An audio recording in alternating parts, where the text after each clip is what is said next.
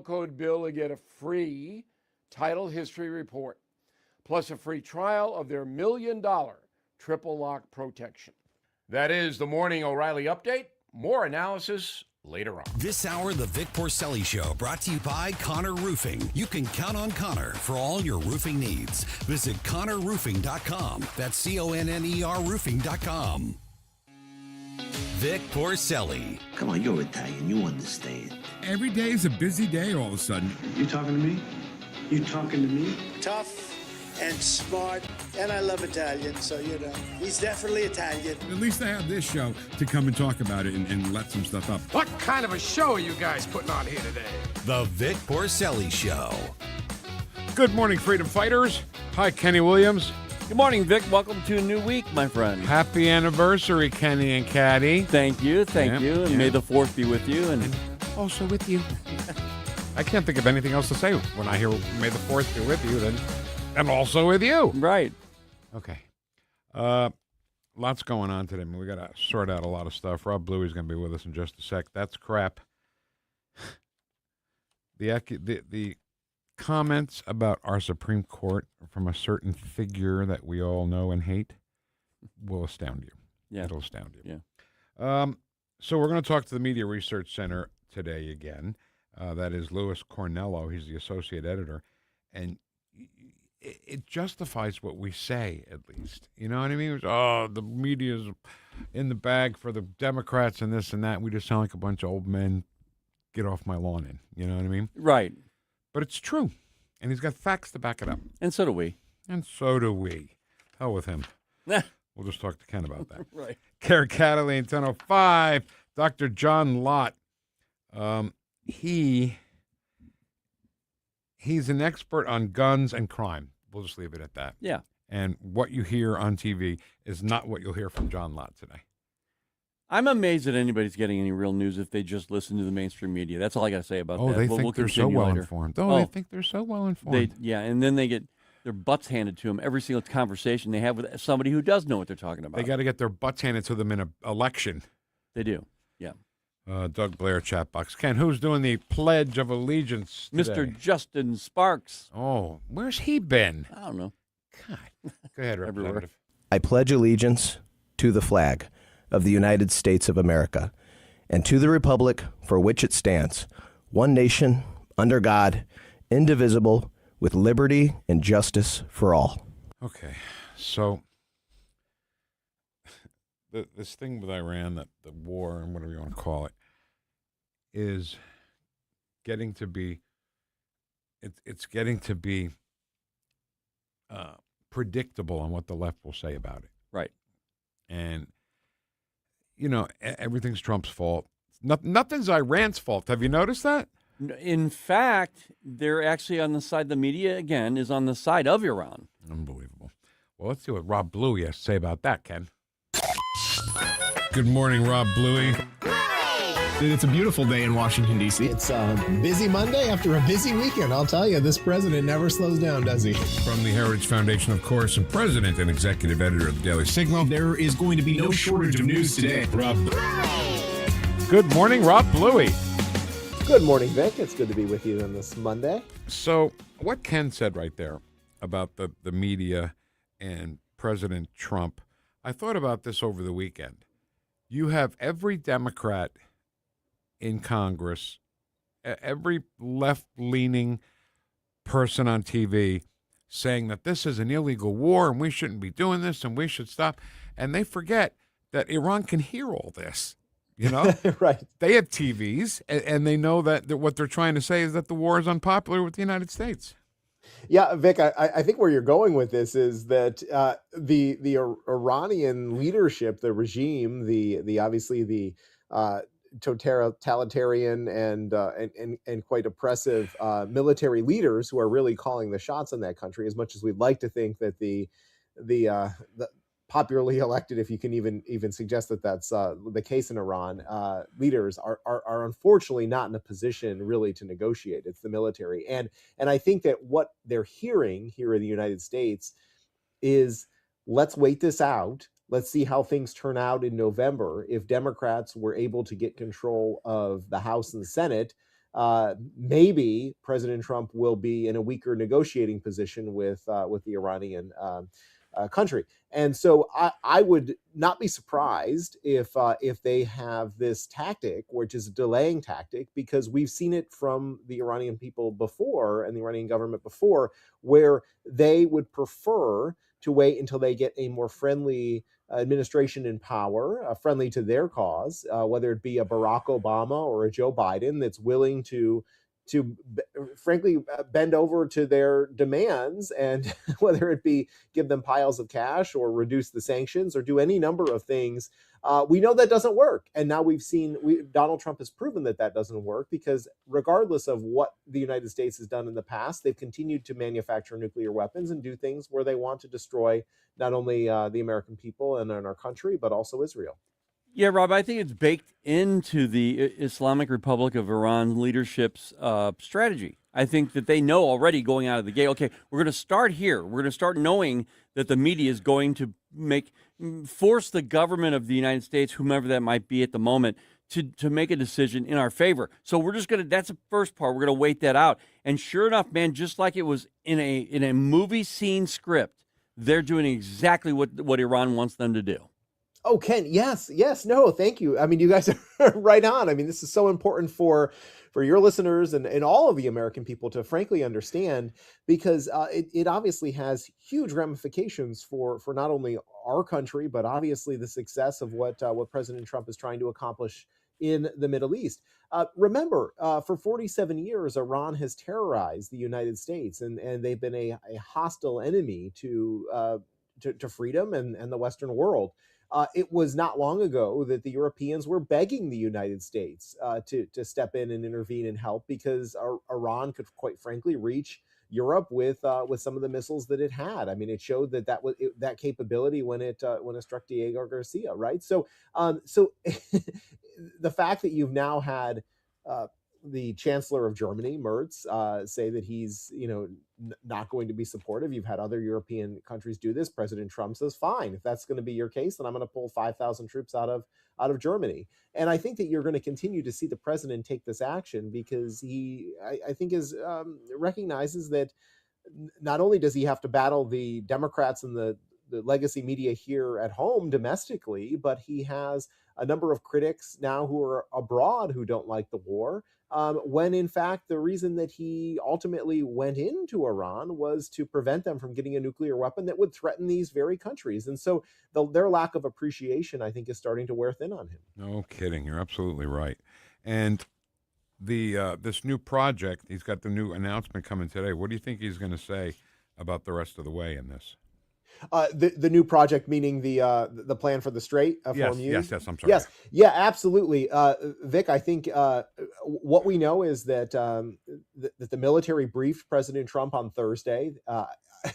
This president, as all of us know, is not content with the status quo. He would like to bring things to a close. He would like some sort of a deal negotiated. He still has Steve Witkoff and Jared Kushner negotiating with the Iranians. They were there with him yesterday, probably briefing the president on their latest plans. And so the president has put in place now a new plan where the U.S. Navy will escort the ships that have been stranded there and help them get through the Strait of Hormuz. Now, it's a dangerous journey because, again, you have the potential that Iran could use any sort of missiles that it still has available to them, or these mines that it may have planted in the strait itself to do damage to these ships. And I think that the president, by taking this action, is showing that he's not content to just let the Iranians dictate the terms here, and he's going to use U.S. military resources to get things moving again in that area. Now, there is the potential that this could lead to increased escalation or fighting.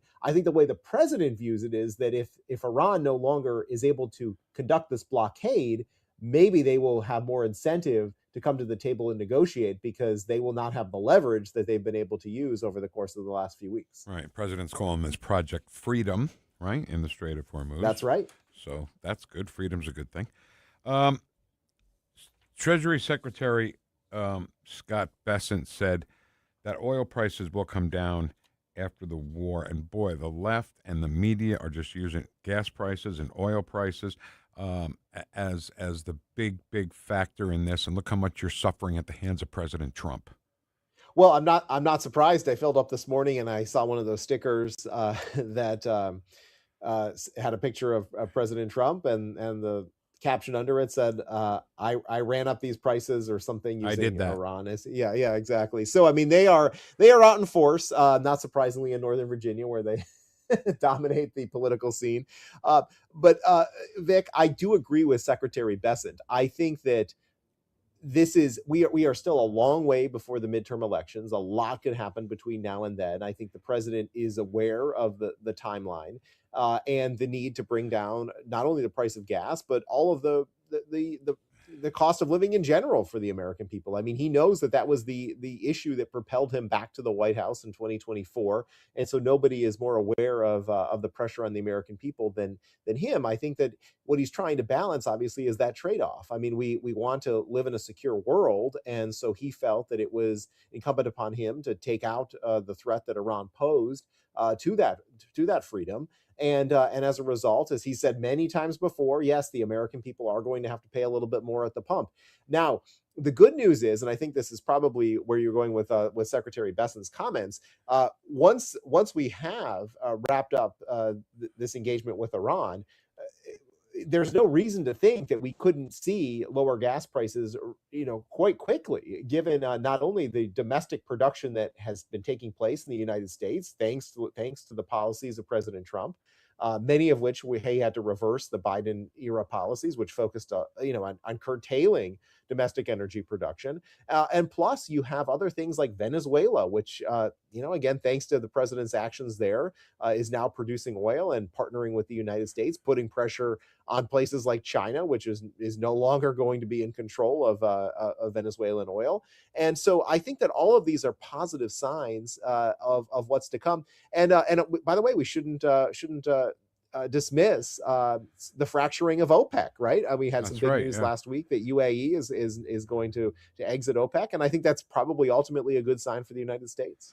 And we've said on this show many times since this war broke out, don't give up what you want most for what you want now, right? And if we just wait for what we want most, lower gas prices, it's not going to come now, but it will come. Now, Scott Bessent, I mean, he's talking about the war in general. Iran can't even pay their military. This began with the order last March from President Trump on max pressure.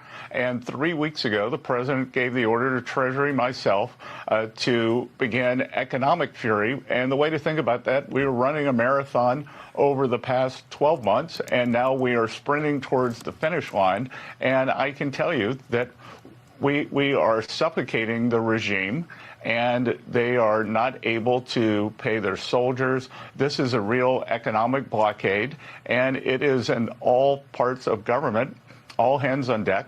It is the blockade that our great Navy is doing. No ships are getting through, and we have upped the pressure on anyone trying to remit money into Iran to help the IRGC. They are a corrupt institution. They've been stealing from the Iranian people for years. They have money offshore. We've tracked that down. We will continue to track that down. And we're going to preserve those assets for the Iranian people on the other side of this conflict. I'm glad I'm on our side. Yeah. Well, and I don't think he mentioned it there, but the number that came out just within the last couple of days is that the U.S. naval blockade has cost Iran $4.8 billion with a B. So a significant amount of money. And Treasury Secretary Bessent is correct that there is significant economic implications for the Iranian government to be able to conduct business. And I think ultimately what many of us had hoped for is that we would see an uprising of the Iranian people to topple the corrupt regime in that country and perhaps restore something that existed, pre-1979.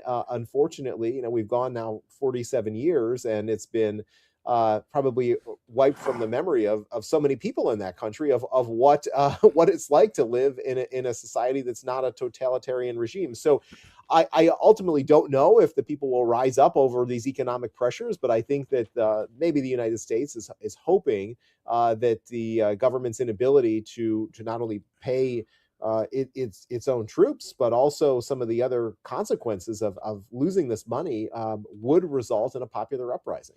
All right, we got about 2 minutes left, less than that actually, Rob, so let's fly through with these. I got a couple of more questions. Spirit Airlines shutting down. It's Trump's fault, you know? Right, of course. Well, it would have been Trump's fault if he tried to save them too. So yeah, no, it's I never like to see anybody go out of business, but I mean, this is just a factor of the market economy, and ultimately, I think Spirit brought some much needed competition to that space, and hopefully, JetBlue and some other low cost carriers will be able to step in and fill some of those voids. And they would have had a merger, but Biden said no, so blame it on Biden. Okay, finally, last night on 60 Minutes, they did this piece on the Hurricane Helene disaster, and that groups of, ready for this, white supremacists came to the area claiming to help, but they were only really there to recruit new members. Now, I think this story was ran specifically because of the Southern Poverty Law Center lawsuit that came on the indictments. That's my thought on that. Yeah, probably. I mean, there's going to be a lot of damage control on the part of the Southern Poverty Law Center to rebuild its image after a few weeks here of just negative headlines for good reasons. I mean, it's been a pet project of my colleague Tyler O'Neill's for many years. He wrote a book about the Southern Poverty Law Center and the corrupt organization that it is. So I certainly hope that this is not the last that the government goes after. Last time the government goes after this organization, because they have a lot of answers waiting, and we'll see ultimately what comes of that. All right, Rob Bluey, president and executive editor of the Daily Signal. Thank you so much, Rob. Thank you, Vic and Ken. Have a great week. See you, Rob. They couldn't let indictments against the Southern Poverty Law Center go unanswered. Yeah, right? Yeah, right. God. That's amazing to me. That Porcelli perspective. I'm not kidding, Vic. I wouldn't have thought of that. Don't make me sing. Seriously. No, that's an interesting spin on what they're doing. They couldn't let it happen. They couldn't just let it go and understand that the Southern Poverty Law Center are funding hate groups and KKK. They probably fund white supremacist groups. I never heard one thing about any white supremacist anything going to North Carolina. Right. Never. Right. When that hurricane, the only thing I heard was Biden's FEMA was not helping them. And that's exactly the opposite of what they wanted you to know in this story. Wow. They have the sheriff there. Well, I think these white supremacists coming down. I'm like, oh my God, shut up. It's like Barney Fife. Barney Fife. All right, coming up next, everybody's favorite game show, That's Crap. Talk lines are... Stream the Vic Porcelli Show at NewstalkSTL. You're listening to the Vic Porcelli Show. Forget about it. Made in St. Louis for St. Louis. It's News Talk STL. All right, Chris Cooper at Serenity Wealth Management. He wants you to just make some right decisions so that the ultimate outcome is that you can enjoy the retirement that you deserve, okay?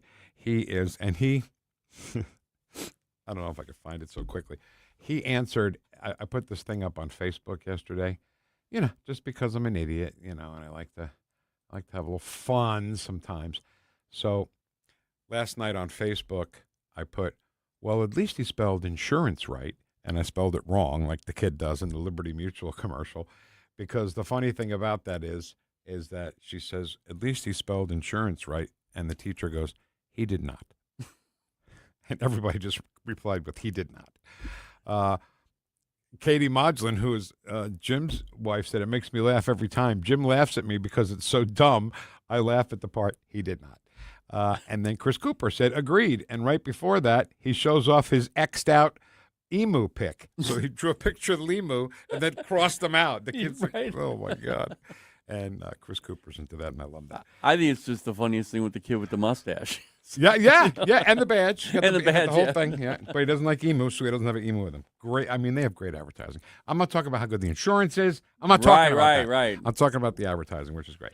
And Chris Cooper, I think, would agree with that. So Chris is, again, the kind of guy who's not stiff. He's not, come in here, sit down, talk about your finances right now. He's not going to do that. He's going to have a conversation, a nice, soft conversation, and a fun conversation. How about that?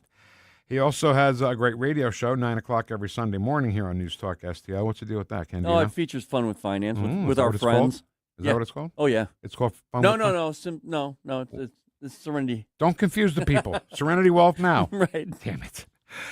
He's got a new book, The Business Owner's Playbook for Financial Clarity. You can get that at serenitynowbiz.com.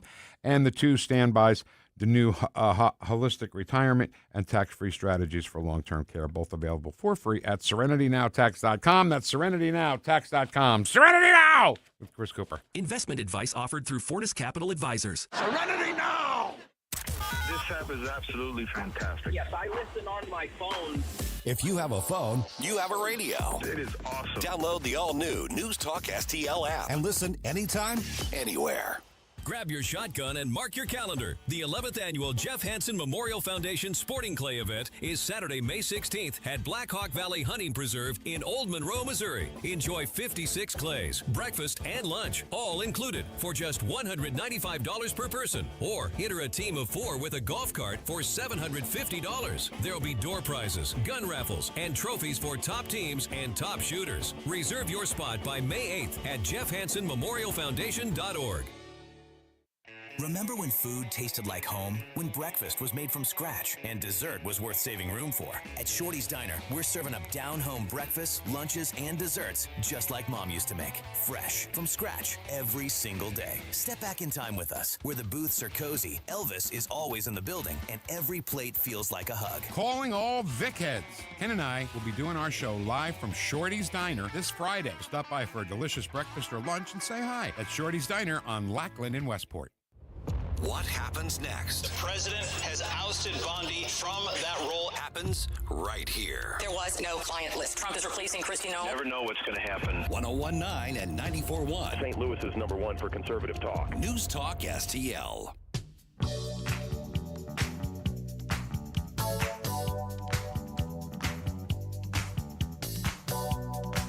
Talk lines are open now at 314-912-1019.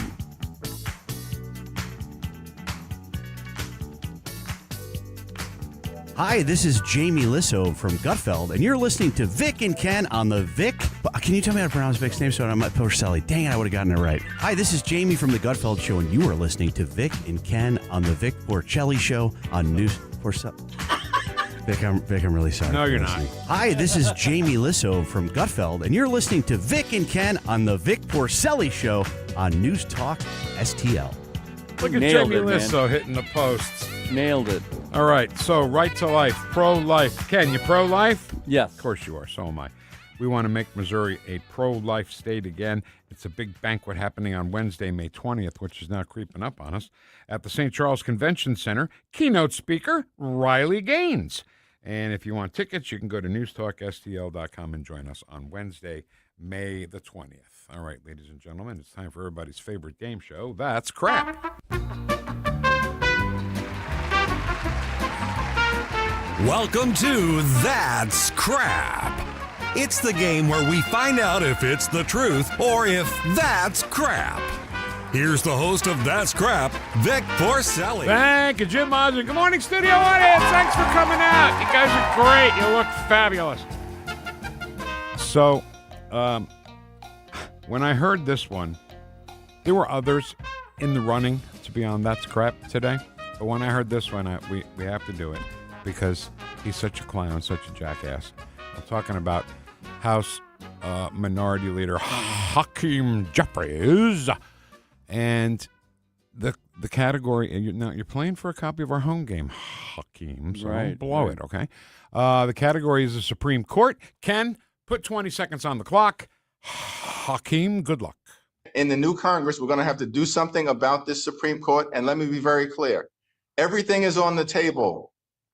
Everything to deal with this corrupt MAGA majority that is issuing political opinions that are designed to bolster the prospects of the Republican Party, and we will not allow them to succeed. Whew, man. So, can you play the beginning again, Kenny? I just want to make sure I got the beginning part right. In the new Congress, we're going to have to do something about this Supreme Court, and let me be very clear. Everything is on the table. Got it. Everything is on the table. He may not realize it, but that's a threatening remark. No, I think he realizes it, Vic. You know how we used to talk about dog whistles? That's beyond dog whistle. Yeah. That's saying, hello, everybody, on our side, everything's on the table. I'm so sick of us being labeled the violent ones. You know, when go look at all the shootings. And you know what kills me? People on Facebook and Twitter, you know, all the shootings are right-wing. All the shootings. They say it. They're all right-wing. But then you give them an example. You say, well, give me an example, will you? Because I can give you 20. Right. I actually have a list waiting that when they say that, I just go, okay, well, here these are. Yeah. But what about the ones that are on the right? Yeah. Go ahead and show me those. Bring that in so we can refer to that one of these days. Okay.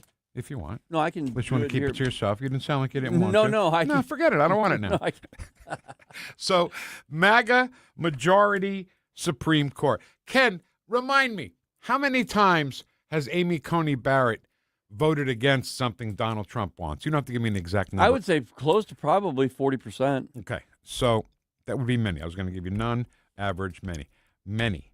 I would say many. More than we would have expected her to do. Gorsuch as well? Same thing. So Gorsuch and Amy Coney Barrett, in case you missed it, were two Supreme Court justices that were appointed by President Trump, okay? They want, here's what the left wants. They want a 9-0 vote their way every time, or it's rigged. We need to expand the Supreme Court. Because they're great big crybabies. I mean, I don't know how else to word it. Well, what you just said there is exactly what's happening, Vic. What on the left up until now, until President Trump, they got their way. They got their way with the media. They got their way with every single thing that they could. When they don't get their way, it's unfair. That's what they say. When they don't get their way, it's supposed to be the American way. You know, not everybody gets everything their way. Okay. And that's what's happening, Ken.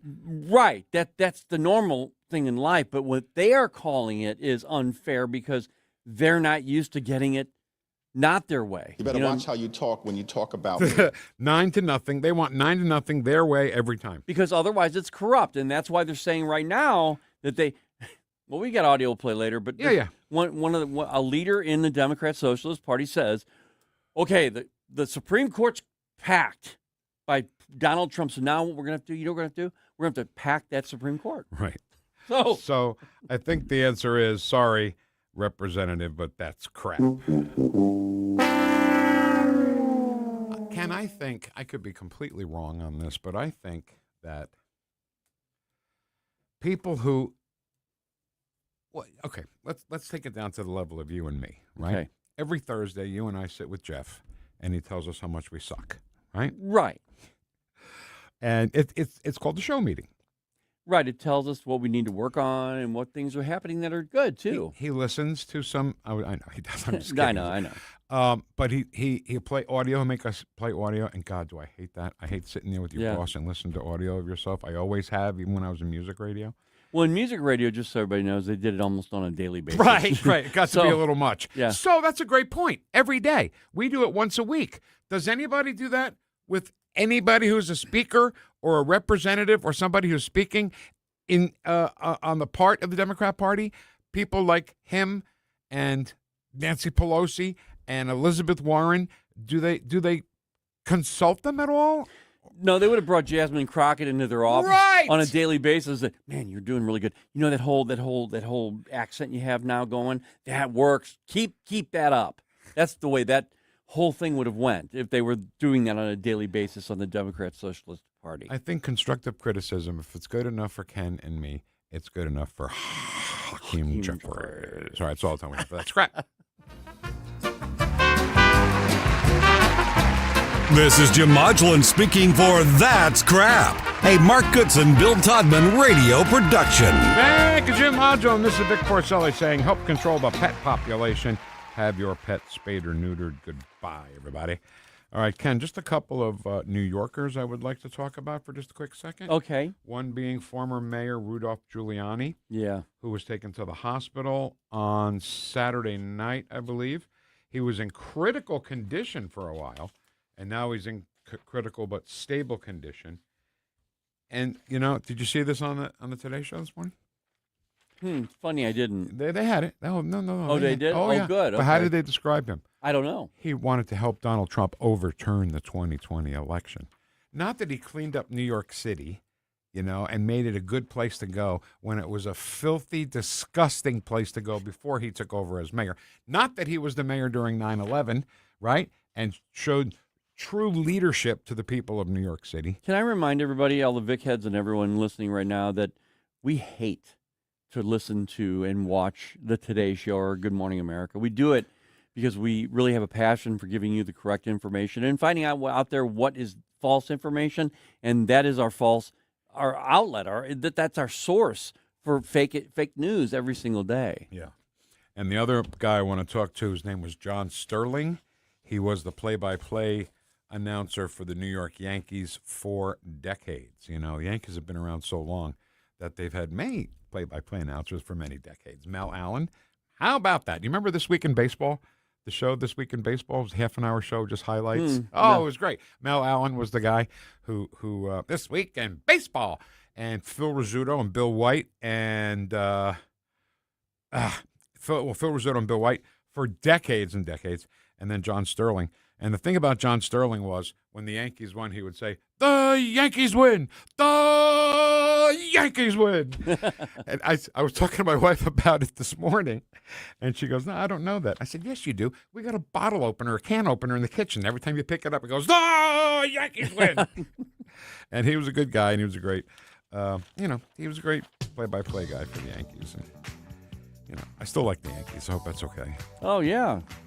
My mom used to, for whatever reason, I do not know. She was born and raised here in St. Louis, and she just adored the Green Bay Packers. Oh, I thought you were going to say the Yankees. No, we just don't know why. I think it's okay, though. Yeah, it is. It's still a Midwestern thing. But when you like the Yankees, oh, my God. Well, that's true. What do you mean that's true? That's kind of true. You saying I'm the enemy? No. I'm not saying you're the Sounded enemy. to No, me but, like you said but it is more contentious whatever. than what I was talking about. But she also absolutely hated the Dallas Cowboys. Why? No, I don't get that. No, I don't either. I mean, I say, Mom, why do you hate them so much? I just don't like them. They think they're so good. I will never understand the hatred for the Dallas Cowboys. But they really were good then. Yeah. She hated it. So I've lived here for 33 years now, praying to the baseball gods for a Yankees-Cardinals World Series. Yeah, and Vic, you know what? You're considered absolutely deep St. Louisan now. Oh, absolutely. I'm a Cardinal fan. Well, I think the rule is if you've been here for 25 years or more, then you're officially in St. Louis. I have another measurement. 2 of my 3 kids were born here. Oh, so right? Right. 2/3 of the kids. Yeah. And I want to go to a World Series game, Yankees-Cardinals, with a Yankee jacket and a Cardinal cap. That'd be fun. So that way when the camera does the look at this guy, he doesn't know who to root for. Right. And all I would root for would be 7 games. And the last time the Cardinals and the Yankees played was 1964. 1964. No. Cardinals won too, by the way. All right, so let's talk about the media. Since we brought them up, today's show and all that stuff, let's talk to Luis Canelo from the Media Research Center. He's next on 101.9 and 94.1 News Talk STL. Welcome home. Like and subscribe to us on Rumble. News Talk STL. The Vic Porcelli Show. Cisco Systems and Cyber Bastion, a diaspora-owned small business. My focus is just stay focused. On News Talk STL. On the next Larry Connors USA. The story behind the story. 10 years old and I'm buying my very first shotgun.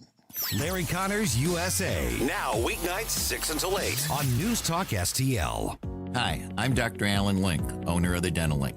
You've heard ads about teeth in a day, but did you know that you will be chewing on plastic, acrylic teeth? Here at the Dental Link, we can give you porcelain crown and bridge teeth utilizing mini dental implants that function much more like real teeth at about half the cost. Plus, mini dental implants are less invasive, less painful, and your recovery time is much shorter. Give us a call at 314-794-6464 or simply visit us today at thedentallink.com.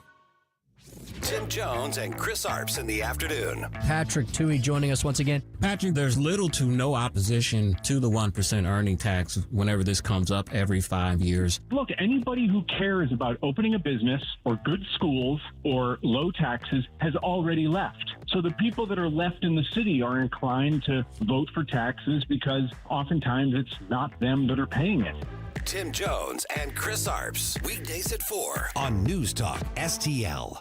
Country Mart's massive meat sale this Thursday and Friday, February 5th and 6th. A sale so big we could only call it a massive meat sale. Premium sliced bacon, $3.49 a pound. Boneless ribeyes, $8.99 a pound. Baby back pork ribs, $2.99 a pound. Boneless pork loins, $1.89 a pound. Boneless beef tenderloins, $12.99 a pound. Visit our Facebook page to see everything. St. Clair Country Mart on Plaza Drive in St. Clair. Hurry while supplies last. Sorry, no rain checks.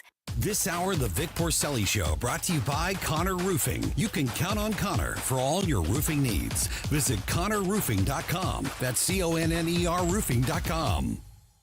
Talk lines are open now at 314-912-1019.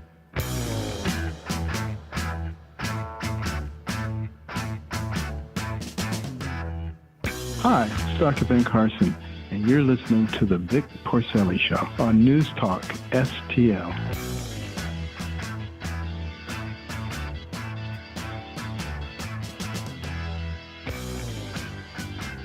Now, I don't know if I can put it this way on TV, but I'm going to do it. The president has Iran by the yin yang. The only source of revenue that Iran has is the sale of oil, and they can't sell a drop. And they have to continue producing because if they shut down their wells, as they may have to, because of the low pressure, they'll never get them started again. And I think another 2 to 3 weeks of this blockade, I think the Supreme Leader and the Revolutionary Guard, they're going to have an epiphany and be born again. I'm just saying that everybody in the press is saying, well, we have to take on their fissile material before we can have a victory, or those that are saying there has to be a regime change before we have a victory. I don't think that's accurate. I think we've won. That is Senator John Kennedy from Louisiana, who always words things better than anybody else. We got Iran by the yin-yang, holding on and squeezing tight. Now, everything that the senator said right there will be backed up by Associate Editor of the MRC Free Speech America, Luis Cornelio, who joins us now. Luis, thanks for being with us. How you doing? Thank you for having me. So what is it with network newscasts where they root against America? Who thinks that's a good idea? Well, the elitist media does for sure. Yeah. So here's what we found at the Media Research Center. So we have been looking at the big four news apps. These are the latest, media kings, news aggregators. They determine, which news get promoted and which ones get buried. They determine how news are framed and how Americans are going to learn about stories. And like you mentioned, we have this, massive victory in the Middle East. This is something that previous presidents probably never thought about doing, or maybe were just too scared about doing.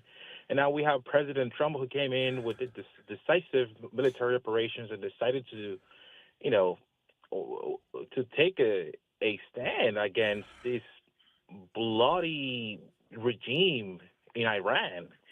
And regardless of how one feels about foreign intervention, President Trump is aware that, some people might not be too fond of, military operations in the Middle East. However, one does not have to be a supporter of President Trump to understand that, this has been a massively successful operation. Yep.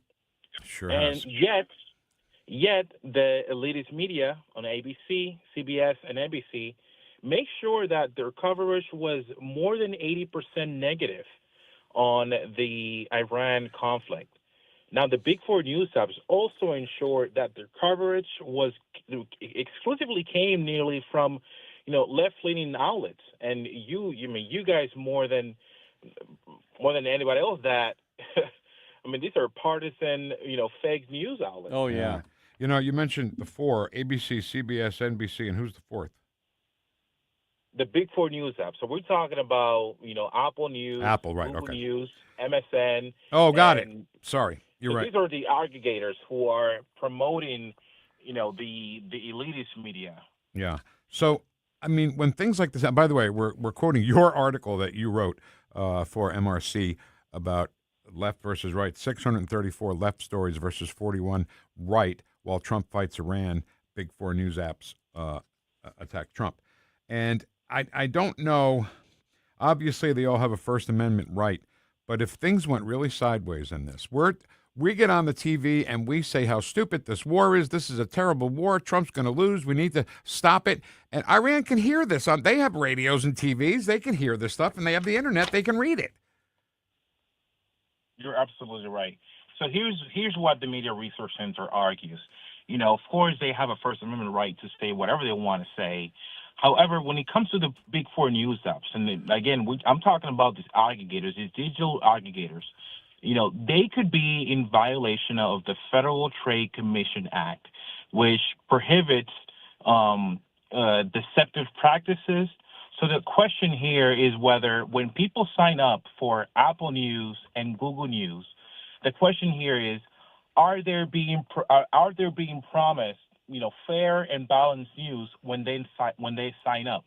If they are being promised, these aggregators might be, again, a violation of the FTC Act, which prohibits, companies and organizations from telling its clients something and then providing them with something else.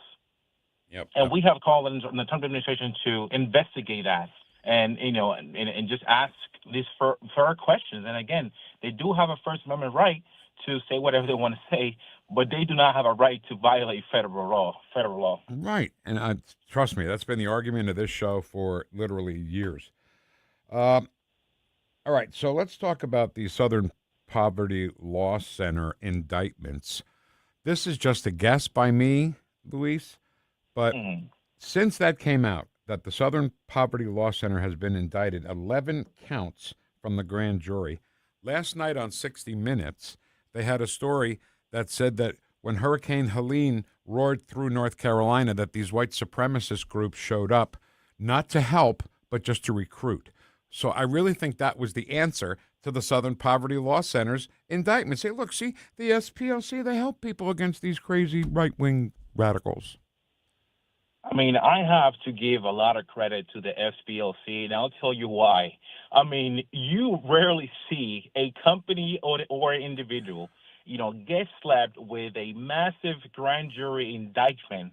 I mean, these are disturbing allegations of, potential fraud and money laundering. And for them to still receive, this favorable news coverage, I mean, Jesus Christ. I mean, good for the SPLC, but my God, can you really imagine any, conservative or Republican organization, gets indicted with accusations of fraud? I mean, you will probably see 24/7 negative coverage across the latest fake news media. And Luis, and by the way, we're talking to Luis Cornelio, associate editor of MRC Free Speech America at Newsbusters on X. Luis, that's the crux of the issue, the conversation, because the media, they know, the SPLC knows that the media is going to back them up. This is the problem. We talk about all these different, I guess, associate problems of the United States, what's going on right now. But the main thing here is it's the media that foments every bit of this and allows them to do what they're doing. 100%. And you guys were talking about Hakeem Jeffries, earlier in your show. And I remember when the indictment was first announced, Hakeem Jeffries, within hours, came out with a strong statement rebuking the grand jury indictment in the DOJ. And I'm just like thinking to myself, you don't even know the details of the case for you to really come out and immediately just back up, the SPLC, despite the accusations being, argued by the grand jury in this case. So, this is pretty crazy to me, and it's just not really surprising. And look, and I have an exclusive preview for you. Here at the Media Resource Center, we might be coming out with a study showing how Google still promotes the SPLC despite the grand jury indictment.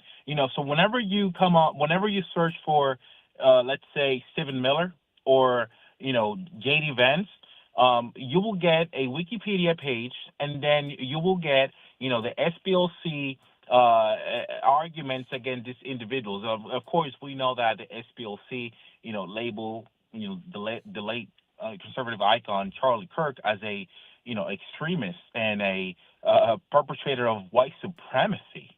I mean, the guy got killed by somebody who claimed that he was sick of Kirk's hatred. And you better watch how you talk when you talk about me. Oh, see, now you pissed off Hakeem Jeffries. I hope you're happy. He's on your ass, Luis. Now, listen, I got a question for you. I'm assuming that you are of Latino descent. Is that right? Yes, that's true, yes. So President Trump, he hates brown people and black people and Hispanic people, right? Isn't that true? Said no one else but Democrats. Right. I mean, Hakeem, whenever I see people complain about racism, I just really think about, the 4 decades of Joe Biden's, racist remarks against people of color. And just the hypocrisy. I've been a Trump supporter since, 2016. I have not seen a racist remark from this president whatsoever. Now, when you just go on YouTube, just search for this video, Joe Biden's racist remarks.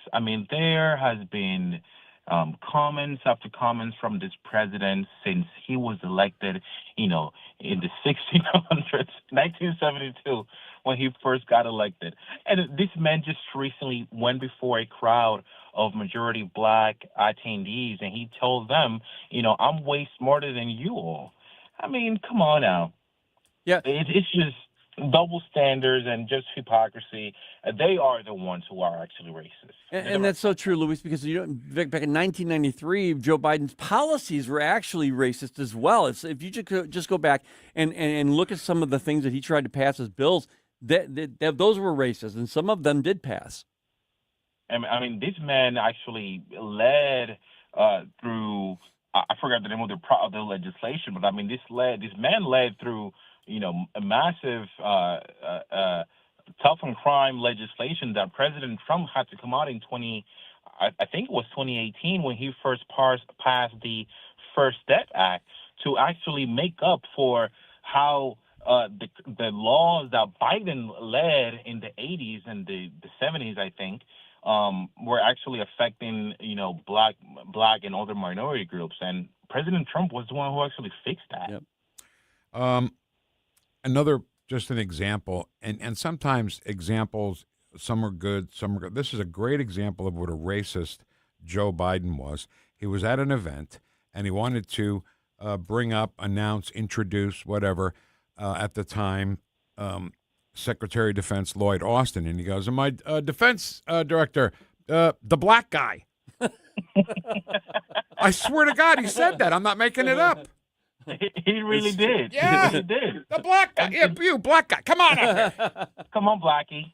This is just, and again, a couple of days ago, actually, he said he confused a black man with Barack Obama. Yeah. It's like, look, Barack Obama is here. Oh. Now, I'm not sure if that was just the racist in him or just the cognitive decline, but based on that history that he has, I wouldn't be surprised if he probably thinks that black people all look the same. Now, Luis, I don't know how old you are, but I'm really old, And I guess this whole topic is you're saying everybody looks alike, right? If you say one black person looks like another person, we all look alike. When I was in high school, I had a biology teacher named Mrs. Moss, and she had a son, and she was showing us pictures of his son, and I said, he looks like Rodney Allen Rippey. Does that name mean anything to anybody? The Burger King kid on the commercials? Yeah. She goes, you're just racist. You just think all black people look alike. I was like, God. You know what? I'm not raising my hand anymore. Forget about it. And I didn't. I don't know, Luis. I don't know what to do sometimes. I just don't. All Ken and I can do is come on here and bitch every day and see if we can get somebody's attention. All right. So listen, our relationship with the Media Research Center and Newsbusters, we just love it. And how can we find out more about what you write and the rest of the MRC, Free Speech America? Yeah, so our studies are being published on, MRC, freespeechamerica.org, and then newsbusters.org. Those are the two, main sites of the Media Research Center. And, we appreciate you guys and everything that you guys do. Thank you so much. You bet. Our pleasure. Luis Cornelio from MRC, Free Speech America. Let's talk again soon, okay? Thank you. Take care, Luis. All righty. Bye-bye. I think he enjoyed our time. Oh, I think so. It was funny. I didn't make that story up.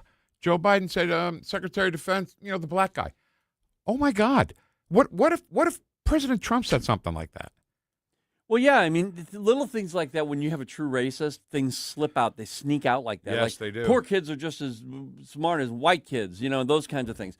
It's things that you're not really, if you are truly a racist, it just slips out. And that's what Joe Biden did on a regular basis, Vic. Why does it slip out? Because that's how you think. Right. And that's what's been, settled into your brain. I hate black people, and I'm going to, I'm not going to say I hate black people, but, what's your other black guy? I mean, who gets away with that? Exactly right. And the other part of it, like for example, just like the legislation they were trying to pass, the Democrat Party as a whole said, well, we know that blacks can't get an ID, and they can't work a computer, and they don't have access to a computer. Come on. I mean, that is just like black racism just dripping out of them. And I'll say it again. Our editorial cartoonist, Todd Showalter, who does the Right Mind show Saturdays on, I don't know what time it is, but he's our cartoonist. We can call him our cartoonist, right? Oh, yeah. He's our cartoonist. And he did a cartoon where a police officer, white police officer, is pulling over a black lady, and he says, "Can I see your ID, please?" And the black lady says, "Oh, no, because Democrats think I'm too stupid to get one." Yeah. It was so perfect for what's going on right now with the redistricting and all that crap. And the black population, they feel that way. It's like, what the hell are you talking about? Look, I don't know anything about anything, but I don't understand how this redistricting in Louisiana keeps black people from voting. What? Do you understand? No, because I don't. It doesn't, but they need a reason to talk about it. I think it's a bunch of crap. Whoosh. Hunters, we are about 2 months away from turkey season. Are you ready? Hey, it's Mike Ferguson here, and if you stop by and visit my friends at Whistle Pig Outdoors, you will be. Whistle Pig is stocked with decoys from Avian X and DSD, clothing from Bandit and First Light, calls from Rolling Thunder and Woodhaven, plus Whistle Pig has those hard-to-find tungsten shells from Apex and Migra. Whistle Pig Outdoors in Troy, Missouri. Just go to whistlepigoutdoors.com. Streaming TV is where it's at. It's not about cutting the cord anymore. That's old news. It's all about your customized TV options. With the best and cheapest high-speed internet and your own TV subscriptions, we've got your dream TV lineup. Between wired and satellite internet and TV, you now have tons of options. Save money and get more internet speed and better TV today by calling the Whole Home Connect. We scan your location and offer you the best TV and internet options. And we always have specials and promotions. So when you call, ask about that. Take 5 minutes of your time. Make this free call now and learn how to save money and get better internet and TV for your home anywhere in the U.S. Make this simple and free call now. 800-257-1632. 800-257-1632. 800-257-1632. That's 800-257-1632. KLGY HD3 Clayton, K270BW Bellefonte, KNBS Bowling Green. This is News Talk STL at 1019, 94.1, and always streaming at NewstalkSTL.com. Breaking news this hour from Town Hall. I'm Rich Thomason. Although it just started today, President Trump's Project Freedom is already having an impact. The goal is to get shipping moving again through the Strait of Hormuz, and the U.S. military has already escorted 2 U.S. flag merchant ships out of the strait. Iran claims to have hit one of those vessels with a missile. That's something U.S. Central Command says is not true. President Trump says the project aims to assist neutral and innocent countries affected by the Iran war. Iran has rejected it. The president also says ongoing discussions with Iran could lead to positive outcomes. A cargo ship near the strait was attacked by a small craft early Sunday, that according to British military. Iran denies the attack, saying a ship was stopped for a documents check. Correspondent Ken Lorman. At least a dozen people injured a shooting last night at a party in Edmond, Oklahoma. So far, no arrests. An investigation answers a key question about the White House Correspondents' Dinner attack. Authorities have determined that buckshot from the gun of the man charged with trying to storm the White House Correspondents Association dinner in an attempt to kill President Trump struck a Secret Service agent. That word comes from the federal prosecutor overseeing the investigation. Last week, Janine Pirro said there was no evidence the agent was hit by friendly fire during the incident at the Washington Hotel on April 25th. But the U.S. Attorney for the District of Columbia went beyond that, saying a shot from Cole Allen's weapons hit the officer's bullet-resistant vest. That officer survived. Allen was injured during the attack, but was not shot. I'm Julie Walker. We don't know why he is hospitalized, but former New York Mayor, presidential advisor, and attorney Rudy Giuliani is in critical but stable condition in a hospital in Florida. More on these stories at townhall.com. I talked to a lot of great companies. Very few of them actually literally surprised me, but Fellowship Home Loans sure did. For over 20 years, Mike and Brian and the team there have been helping families do something most people think is more complicated than it has to be. Get into a home, lower their rate, or tap into equity they didn't even realize they had. Everything at Fellowship is done in-house. One roof, one great team, all with a servant-led mentality. From your first phone call to closing, you're going to get people who know you by name. They'll know your situation. They treat you like family. They're also offering a free mortgage checkup right now. Don't miss out. Rates are lower now than if you purchased or refinanced your home in the last few years. Many Fellowship customers are saving hundreds of dollars a month when refinancing, and there are no payments for 2 months. Go to fellowshiphomeloans.com/Mike G, fellowshiphomeloans.com/Mike G, or call 800-510-MIKE, 800-510-6453. Fellowship Home Loans, mortgage lending by the book. Nationwide Mortgage Bankers, DBA Fellowship Home Loans, Equal Housing Lender, NMLS number 819382. This hour of News Talk STL is brought to you by Rodney and Jen Wallner and the entire Wallner home selling team at Berkshire Hathaway. Call them today at 314-810-SOLD. 314-810-SOLD. From the Michaels Flooring Outlet Weather Center. I'm meteorologist Leah Hill with your first alert forecast. We're looking at temperatures today warming to 81 degrees. We have to watch for some isolated daytime showers or storms, as some of them could produce some hail and even the occasional stronger wind gust. Temperatures fall to 57 degrees overnight, and then Tuesday is looking like a soggy day for us. This will keep temperatures a little bit cooler with multiple rounds of rain and storms throughout the day. With your first alert forecast, I'm meteorologist Leah Hill. Vic Porcelli. Come on, you're Italian. You understand. Every day is a busy day all of a sudden. You talking to me? You talking to me? Tough and smart, and I love Italian, so, he's definitely Italian. At least I have this show to come and talk about it and let some stuff up. What kind of a show are you guys putting on here today? The Vic Porcelli Show. All right, hour number 2 of our 3-hour tour. Kenny Williams put together another great show for us. Thank you, Ken. My pleasure, Vic. You're mocking me. I am not. Coming up next hour, Dr. John Lott. He's an expert on guns and crime. Every morning on the local KSDK news update, man shot in North St. Louis, 2 men shot in North St. Louis. And my wife and I look at each other and go, never happens. Yeah. Doug Blair, 1125 chat box right now, though. It's time for our favorite Jewish friend. The one and only Karen Kataline. Did you know that I'm married to a trucker? I feel like using a Yiddish word, famished. Toiling in front of my computer I am. They're just too dumb to lie. He has the effect of 6 shots of scotch. Good morning, my friend. How are you? I'm doing very well. How are both of you? We're good. Wonderful. We have some audio to play for you. And, normally we just play it over the music on the end of your intro. But for this particular one, I thought it'd be better to set it up, you and I. Is that okay?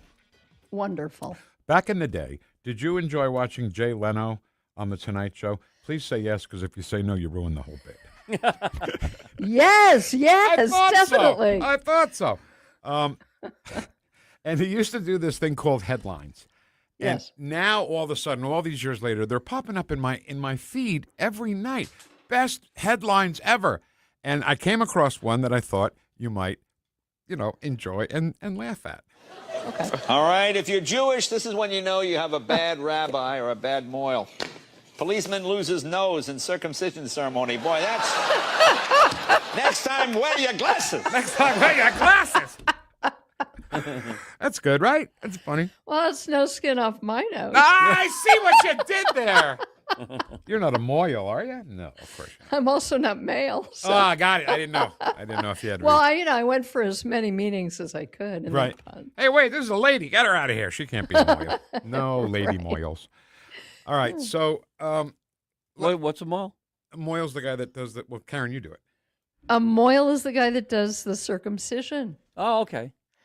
And I probably heard every joke there is. Maybe not this one. This was a Saturday How they night. bury foreskins in certain places and they grow.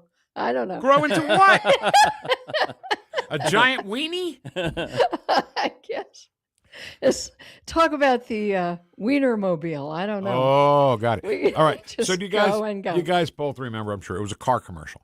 And the ride is so smooth on this car that a guy could cut a diamond in the back seat. Oh, I saw that. Yeah, right? I remember that. Oh. So then Saturday Night Live did a sketch where it was the ride is so smooth, a moil could do a circumcision in the back in the back seat. Yeah, but you wouldn't want to be. It's a good thing the baby is 8 days old because anything older and you wouldn't want to be that person. Really? 8 days? That's it? I don't think. That's when it's done. Yeah. Did you know that? No. 8 days. I was kind of young then when it happened to me. I couldn't remember. Well, that's the Jewish tradition. Actually, sometimes Gentiles do it in the hospital. Yeah, that's I what don't we did know with our son. exactly. Yeah, we did that with our son. Yeah. Oh, you did? Oh, yeah. Oh, yeah. Is too much information, maybe? Well, no, I've always been curious, actually, why Gentiles do it in the first place. What started that? But then we could go down a rabbit hole much too deep for this segment, so I'll just leave it there. I just thought it was for hygiene. It was cleaner that way. Right, that's what they say. I don't really know. I would want to research it. As you know, Abraham was the first to be circumcised, and boy, oh boy, he did it on himself. He didn't have. Oh, yeah, that's true. That's a lot more than. That's what the Bible says. When he's 8 days old, he did it himself?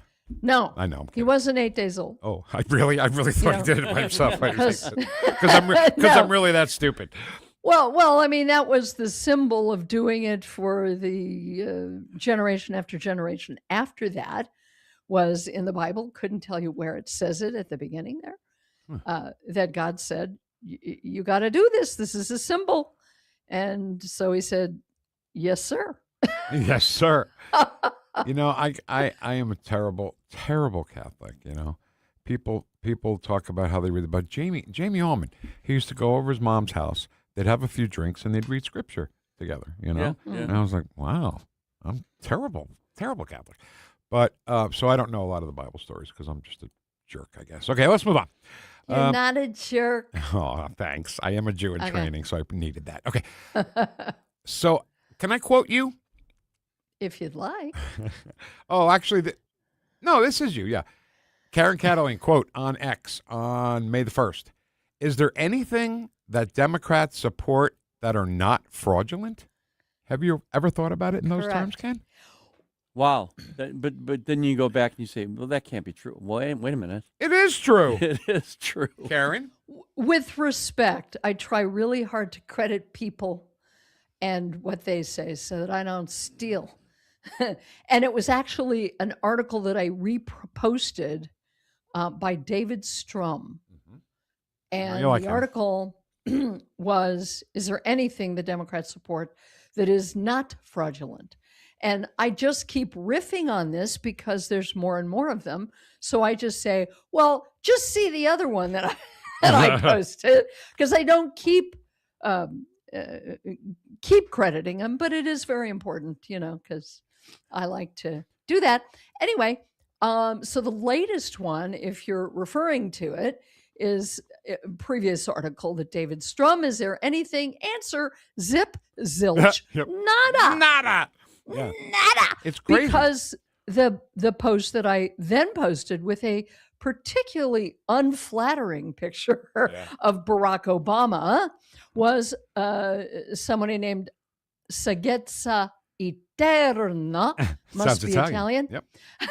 Obamacare sucks. Here's the real reason everyone hates it. And it is a very long post about how terrible, awful, and horrible Obamacare was. We tried to warn them.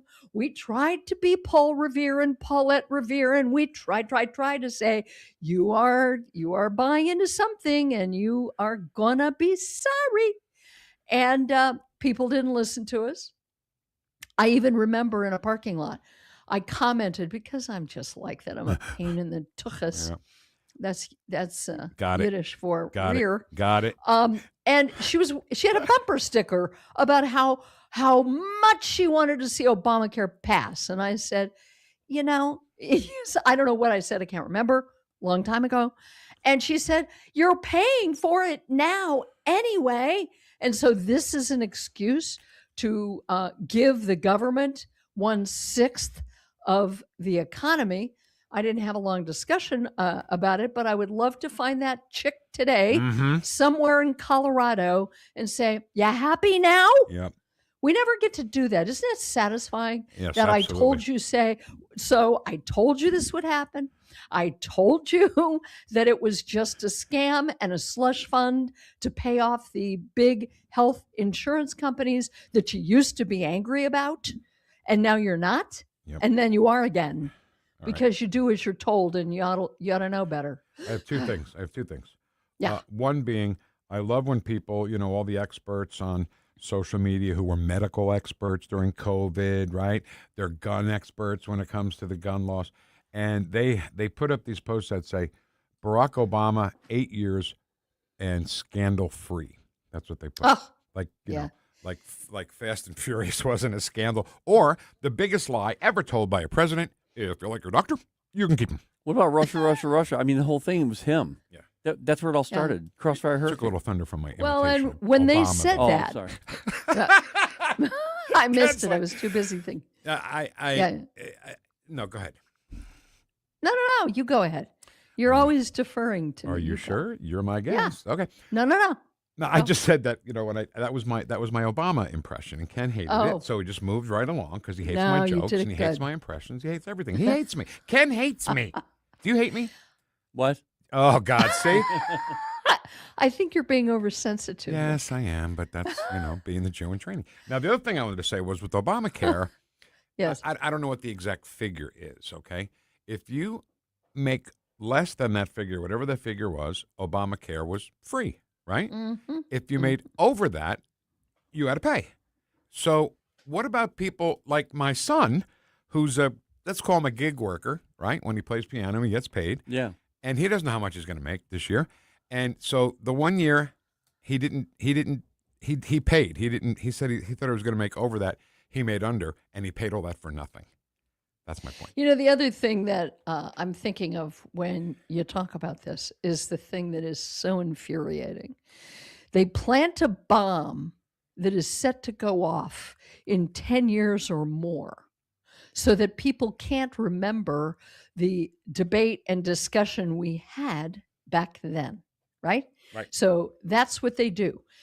Everything is hunky-dory. You can get health insurance for $5 a month. Man, it is so wonderful. People who don't buy into that propaganda know better.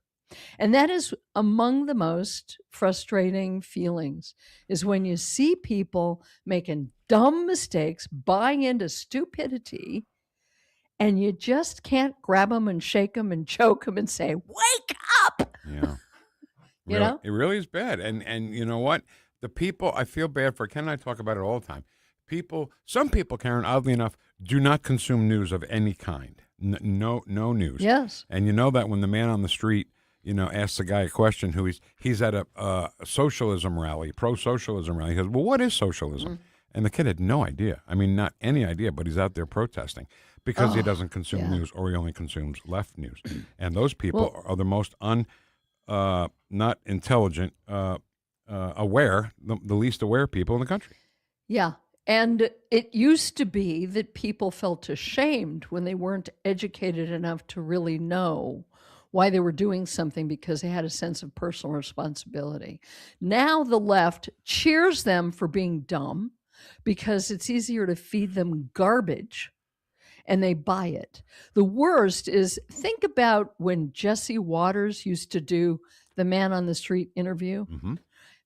And it was pretty stupid. It was pretty awful compared to, what's his name, Johnny, who does it now. Here's Johnny. It's so much worse. He's always going to the beach because he wants to see the bikini-clad women. What? And they're so stupid. Yeah, they are. They are so incredibly dumb. But the biggest problem is they don't know how dumb they are because they're adamant in their ignorance. Yeah. No, I just want to clear something up. You think that the segment is bad, or do you think it's bad because the people are so stupid? Oh, no. It's infuriating to see how stupid people are, but it's a good segment because it's a throwback to how Jesse got started. Right. And he did a great job, and so does Johnny, as far as I'm concerned. He did it for O'Reilly. Yeah, I know. Yeah. So I know. And Jesse's better than O'Reilly ever was, oh, absolutely. in my opinion. I love Jesse. So, because here's the thing. Johnny will say, who did we defeat in the Revolutionary War? And the kid will go, Russia? I mean, they literally have no idea on what's going on in history. Iran. Right? Maybe. Right. It's amazing. And they'll throw stuff out because it's cool to be stupid. That's the hard part. Yeah, they laugh. I mean, they'll come out of nowhere and they'll ask them a question, they'll answer, and they'll be like, it was so funny you said that. And along with the police videos that my husband and I love watching, we just look at each other and go, and these people walk among us. Yes. Yeah. And they vote. One of my wife's favorite hobbies is she sits on the couch with the headphones and watches people getting pulled over for DUI. Actually, that's some of what we do. We have a great time watching. It's infuriating because it's gotten worse than ever.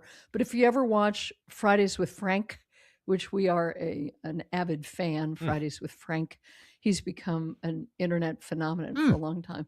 After he gives people speeding tickets sometimes in Arizona, people want to have a selfie with him because he's such a star. Why is he a star? I don't get it. Because he's been doing these videos for such a long time out of Pinal County in Arizona that people know him. He has millions of hits, and now he does more than just stopping people. He does reaction videos, which is kind of cheapo, but you do it anyway. So we've learned, we've watched these things, and I'm constantly grateful, as an aside, that the Democrats were so stupid as to demand that cops wear body cameras, because there's a whole cottage industry of these videos showing that cops are on balance infinitely more patient and kind than you and I would ever be. These people are atrociously awful. They're childish. They act like 4-year-olds. They claim to know their rights, but they don't know anything, and they act truly stupid. Well, we get to see it all. So, Karen, that part of it that I just love and I look for is when you have those like those local leaders who are Democrats, and they always say, "Well, I can't be pulled. Why are you pulling me over? I'm a county council person. You know who I am. You know who I am." What is your name? I'm going to report you. I'm not getting paid for this because Frank Slope makes plenty of money, but he has bingo cards. We think they're kind of stupid. He has 5 bingo cards, and he watches he watches these videos and reacts to them, and he gets a bingo if that bingo card comes up. Things like, for what? Or I'm going to talk to my lawyer. Right. Yeah, yeah. Or some of them are just hilarious. Don't you have anything better to do? They always say that. Don't you have anything better to do? Right. Yeah. All right. Yeah. So the body cam thing, I just want to make a quick comment on that, because politicians because when that body cam thing was on, every Democrat, wait, we need body cams for these. I guess it was after George Floyd, right? It had to be after George Floyd. So we want these body cams because they assumed that every cop is terrible and every cop abuses people. And is a racist. And a racist. And that is one of the examples that we use for the term elitist egocentrism, right? Oh. We think cops are all bad, so let's put them on the body cam. And then when it didn't turn out that way, boy, the body cam story just went away, didn't it? E squared. Elitist, what is it? Elitist egocentrism. Egocentrism. Well, what I love is that it's them being hoisted by their own petard once again. Petard, it backfires on them. And we love when they demand this stuff and we say, okay, be careful what you wish for. That's right. That's right. And it'll never change. And, I don't know what's going to happen in the midterms, Karen, but I don't want to be I don't know. I don't know what to think. I mean, with all the redistricting, with all the stupid stuff that Democrats do, with the Southern Poverty Law Center story, I can't see how they can win anything. But I'm wrong, I guess. Let me tell you, I am by nature very impatient, okay? It's my nature. I'm like your wife. I want everything yesterday. Oh, yeah. But in this case, I know that in politics, people have very short memories. And a lot of the stuff we're terrified today isn't even going to be at issue when the campaign really gets started in probably Labor Day. Now, there'll be a bunch of stuff before then, but I think we're going to be surprised at how different things look now. That doesn't mean I'm not concerned, but I'm taking a wait and see attitude because a lot of stuff's going to happen between now and then. You are cautiously optimistic. Yes, sir. Yeah, I have no more euphemisms. I'm done. All right. Well, I'm going to look this guy up. Larry, what's his name? Larry? It's Frank Slope. Frank, sorry. S-L-O-U-P. Where'd you get Larry? Look for him on YouTube. He is somewhat addictive. My wife is going to love him. And he's a New Yorker. All right. And my wife's going to love him even more. Yeah. All right. There's the Rolling Stones. Thanks. See ya. Karen, talk to you Thursday. Bye, Take Karen. care. Bye. Where did they come up with Larry? I don't know. What's his name, Larry? No, it's But I think I've heard you say it before if you didn't know the name of somebody. Is that Larry? That's my go-to name? I think it might be. Got it. Yeah. I'll take it. You know what? I'll take it. All right, so much to talk about today. I'd like to talk about the Jim Comey thing. Is that okay? Oh, yeah. All right, that's next on 101.9 and 94.1 News Talk STL. Welcome home. Yeah.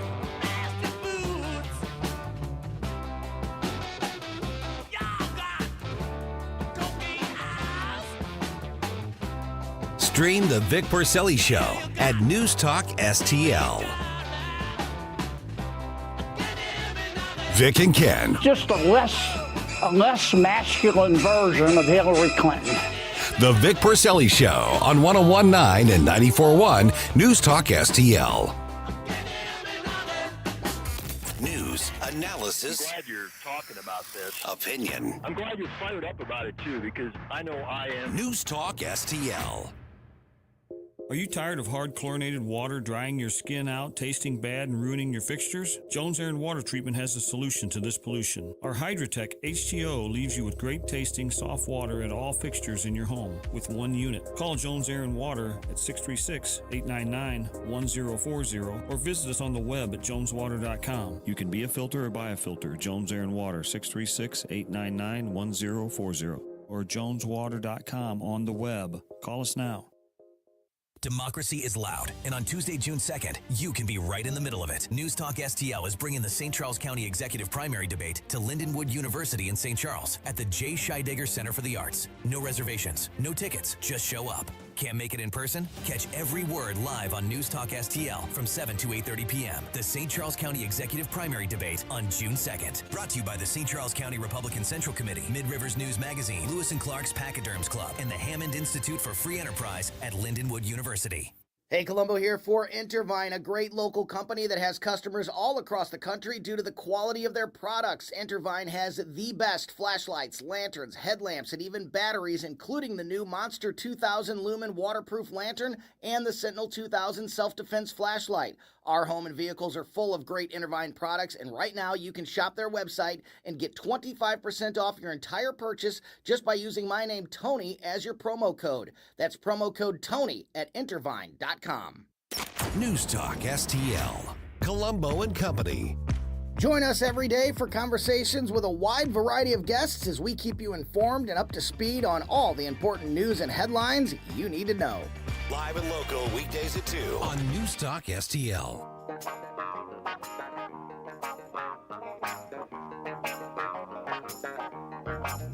Talk lines are open now at 314-912-1019.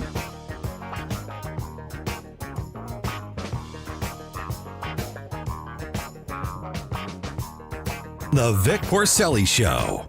I'm gonna grab a bite to eat. You want like a sandwich or something? What kind of sandwich ain't too fattening? I have a sandwich. Made in St. Louis for St. Louis. It's News Talk STL.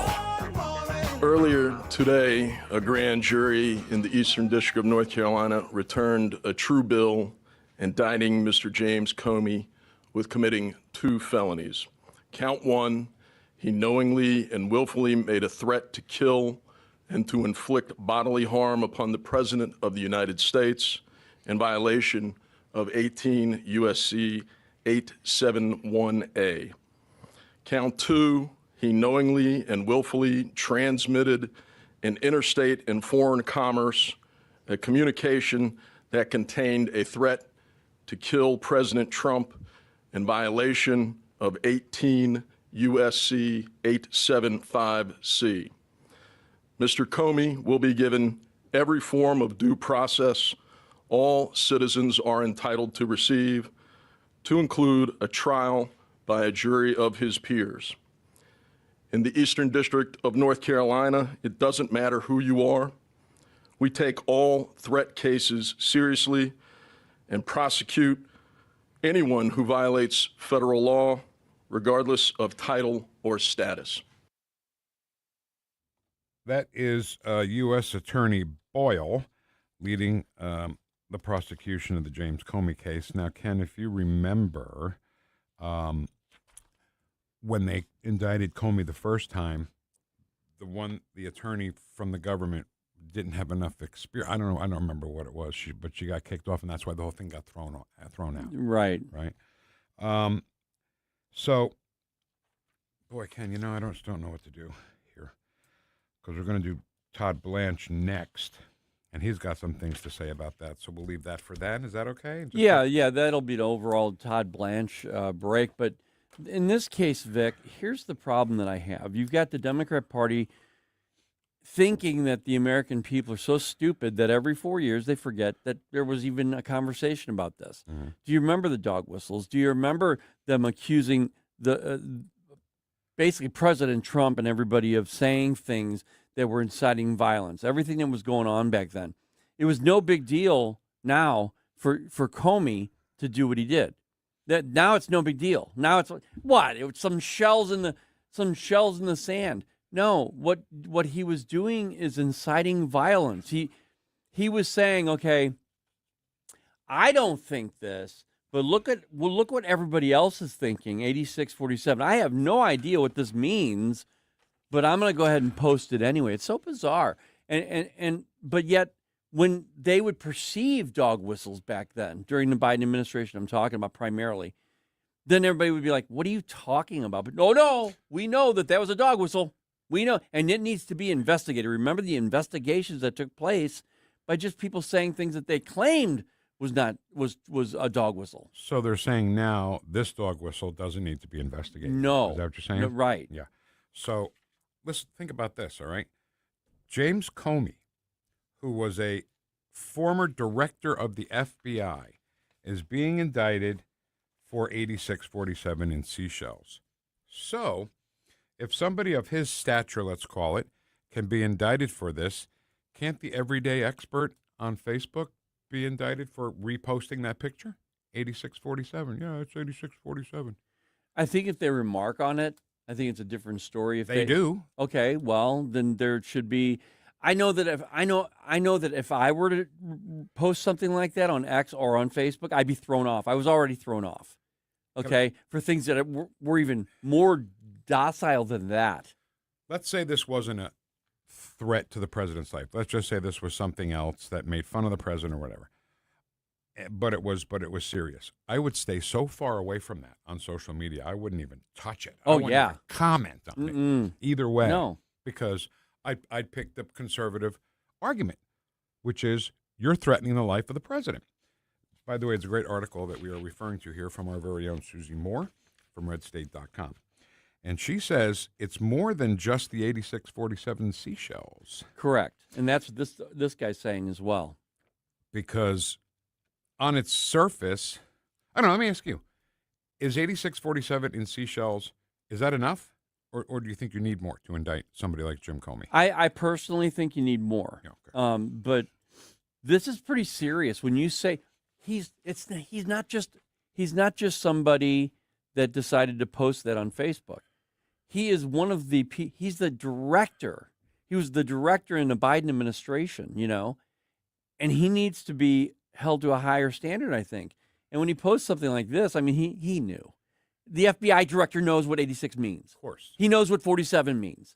He knows it. Why does Tom Tillis, being interviewed by someone, I don't even remember who it was, who said, is this 8647, is this legitimate lawsuit? Is this a legitimate indictment? He goes, no, of course not. I was a cook. 86 meant, 86 meant kill the soup. Well, why doesn't 8647 mean kill the president? Yeah. I mean, come on. Just because you're a senator, is he a senator, Tillis? I think he's a senator, isn't he? I don't know. If he can say something like that, then stupid me could definitely get in trouble if I said 8646, I guess. Right? Yeah. I can't be a hypocrite. But the funny thing is some of the things that are coming out of the left on this story just crack me up, because he said, everybody said, he was just walking along the beach with his wife. Sure, okay. And they said, look, honey, that's an interesting threat to the president's life. Isn't that interesting? No, he didn't say that. He said, that's an interesting shape of shells. But remember what happened after that. He threw his wife under the bus. Yes, he did. I don't care how you slice it. You did. He did. He said, I looked at it and I'm thinking, well, that's really a weird arrangement of some odd shells that just randomly fell up on the beach. And then the wife told me, why don't you post it and see if anybody else knows what it means? I mean, come on. Tom Tillis is a North Carolina senator. Okay. He's on my stuff list. Yeah. I hate to do this Don't you cuss on this here radio. I hate to do this to you. Can we do the Kentucky Derby stuff now? Yeah. Can we start with the call to post? Sure.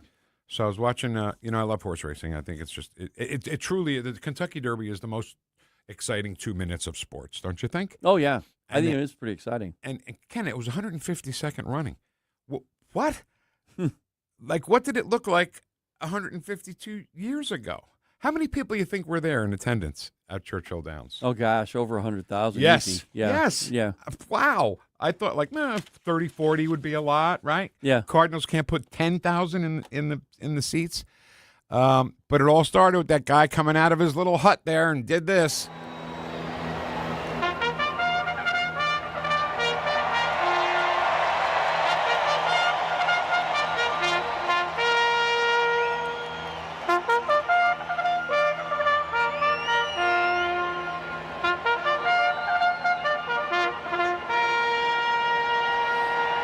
Same guy Saturday, exact same guy. So does he walk out, or does he is it like a clock where he's escorted out?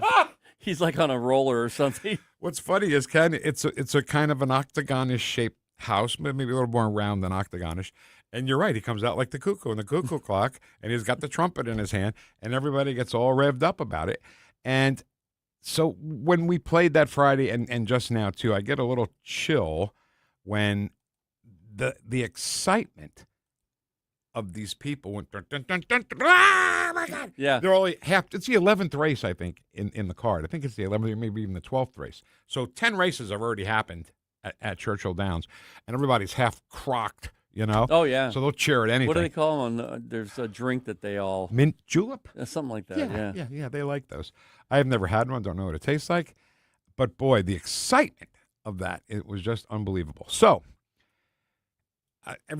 so I fell into this trap on Saturday. Everybody's like, I need help. Oh, okay, whatever it was. Or I can help or whatever. Help me. I don't know what the horse's name was. So I looked at him, and I liked Chief Wallaby for some reason.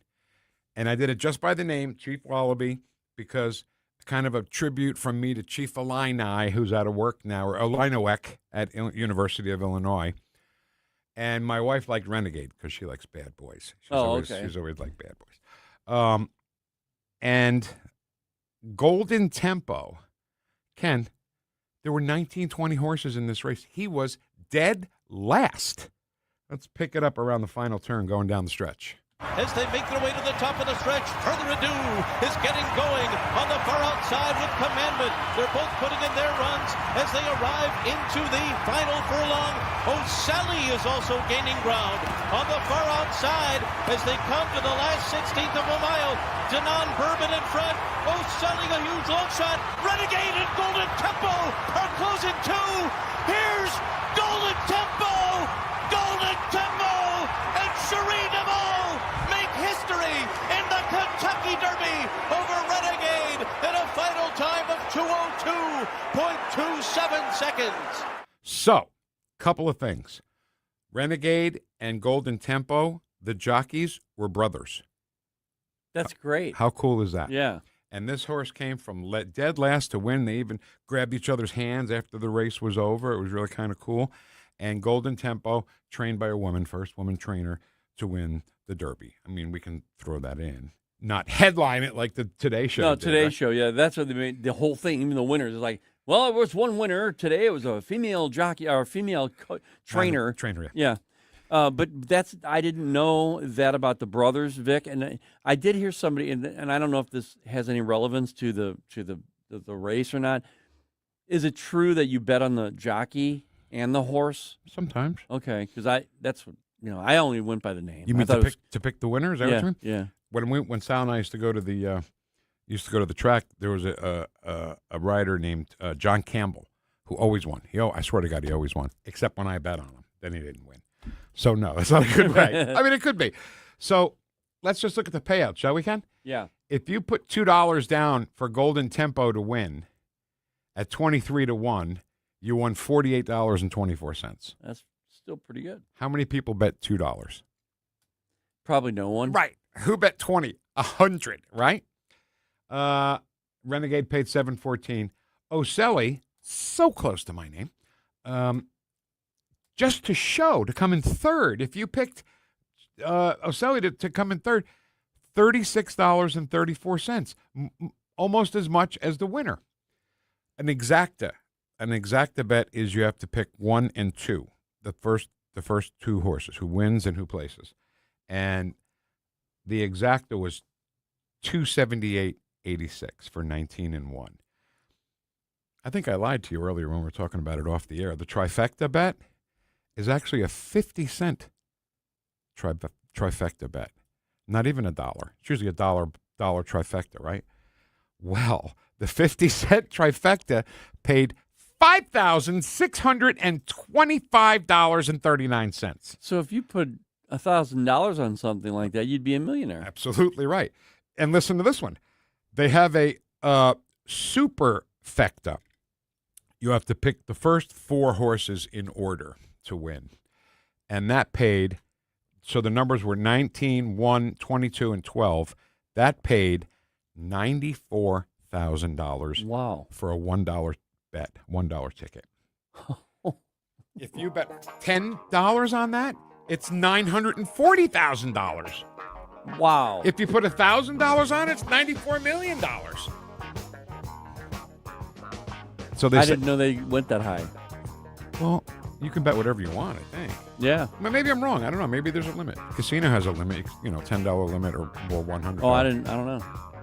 Ken steers clear of that. Yeah, I don't. So smart. Everybody, I just don't gamble. I'm a terrible gambler. I just don't like losing my money. Amazing numbers, though, right? Yeah. Amazing numbers. All right. One of these years, I want to go to the Kentucky Derby. All right. When we get back, Todd Blanche, acting Attorney General. Are these all from the same show, Ken? I don't think so, CBS Vic. or different shows? Yeah. One of them certainly is CBS Mornings. So we'll hear that next. Stream the Vic Porcelli Show at NewstalkSTL. The Vic Porcelli Show. How dare you! Made in St. Louis for St. Louis. It's NewstalkSTL. No big old corporate lib AM station telling us what to say here. Conservative talk for St. Louis. This is News Talk STL at 1019, 94.1, and always streaming at NewstalkSTL.com. I'm Dr. TJ, owner of the Institute of Natural Health, co-owner of Optimal Nutraceuticals, and the host of Wellness One. Wellness One is designed to cut through the nonsense and provide you common sense science-based information regarding health and wellness. On the show, we discuss topics like thyroid health, gut health, hormone optimization, and many others. Our show airs Saturdays at 10 a.m. and 2 p.m. and Sundays at 11 a.m. and 3 p.m. right here on Newstalk STL. And you can visit us at inhstl.com. That's inhstl.com.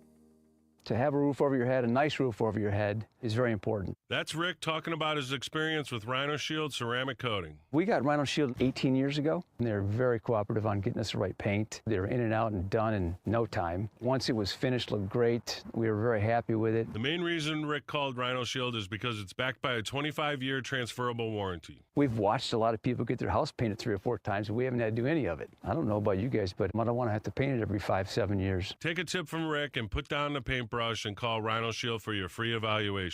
877-25-RHINO. 877-25-RHINO. Or visit 877-25rhino.com. We got Rhino Shield 18 years ago. Financially makes sense, especially if it's going to last like this did. Still looks great. Call now. 877-25-RHINO or 877-25rhino.com. Don't paint, don't Rhino, go Rhino Shield. Never paint your house again. Rhino Shield. Fox News commentary with Jesse Waters. Next. You're probably listening to this in your car, so let me ask you. Would you drive without insurance? Of course not. So why is your retirement portfolio unprotected? Gold is portfolio insurance. It helps de-risk your savings when markets get unpredictable. Noble Gold Investments has helped thousands of Americans do exactly that, with no high-pressure sales and thousands of 5-star reviews. Visit noblegoldinvestments.com. That's noblegoldinvestments.com. Past performance may not be indicative of future results. Investing in precious metals involves risk. Consult with your tax or financial professional before making any investment decisions.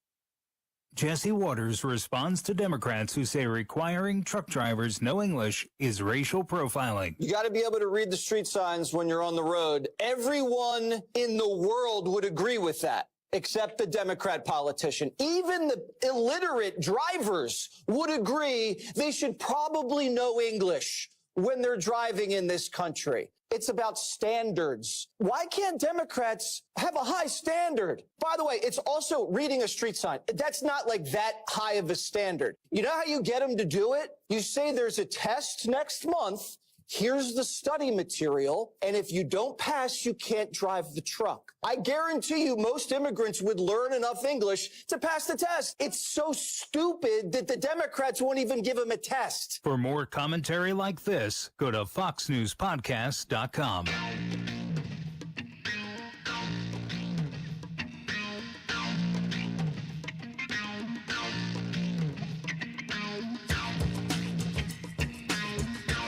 Talk lines are open now at 314-912-1019.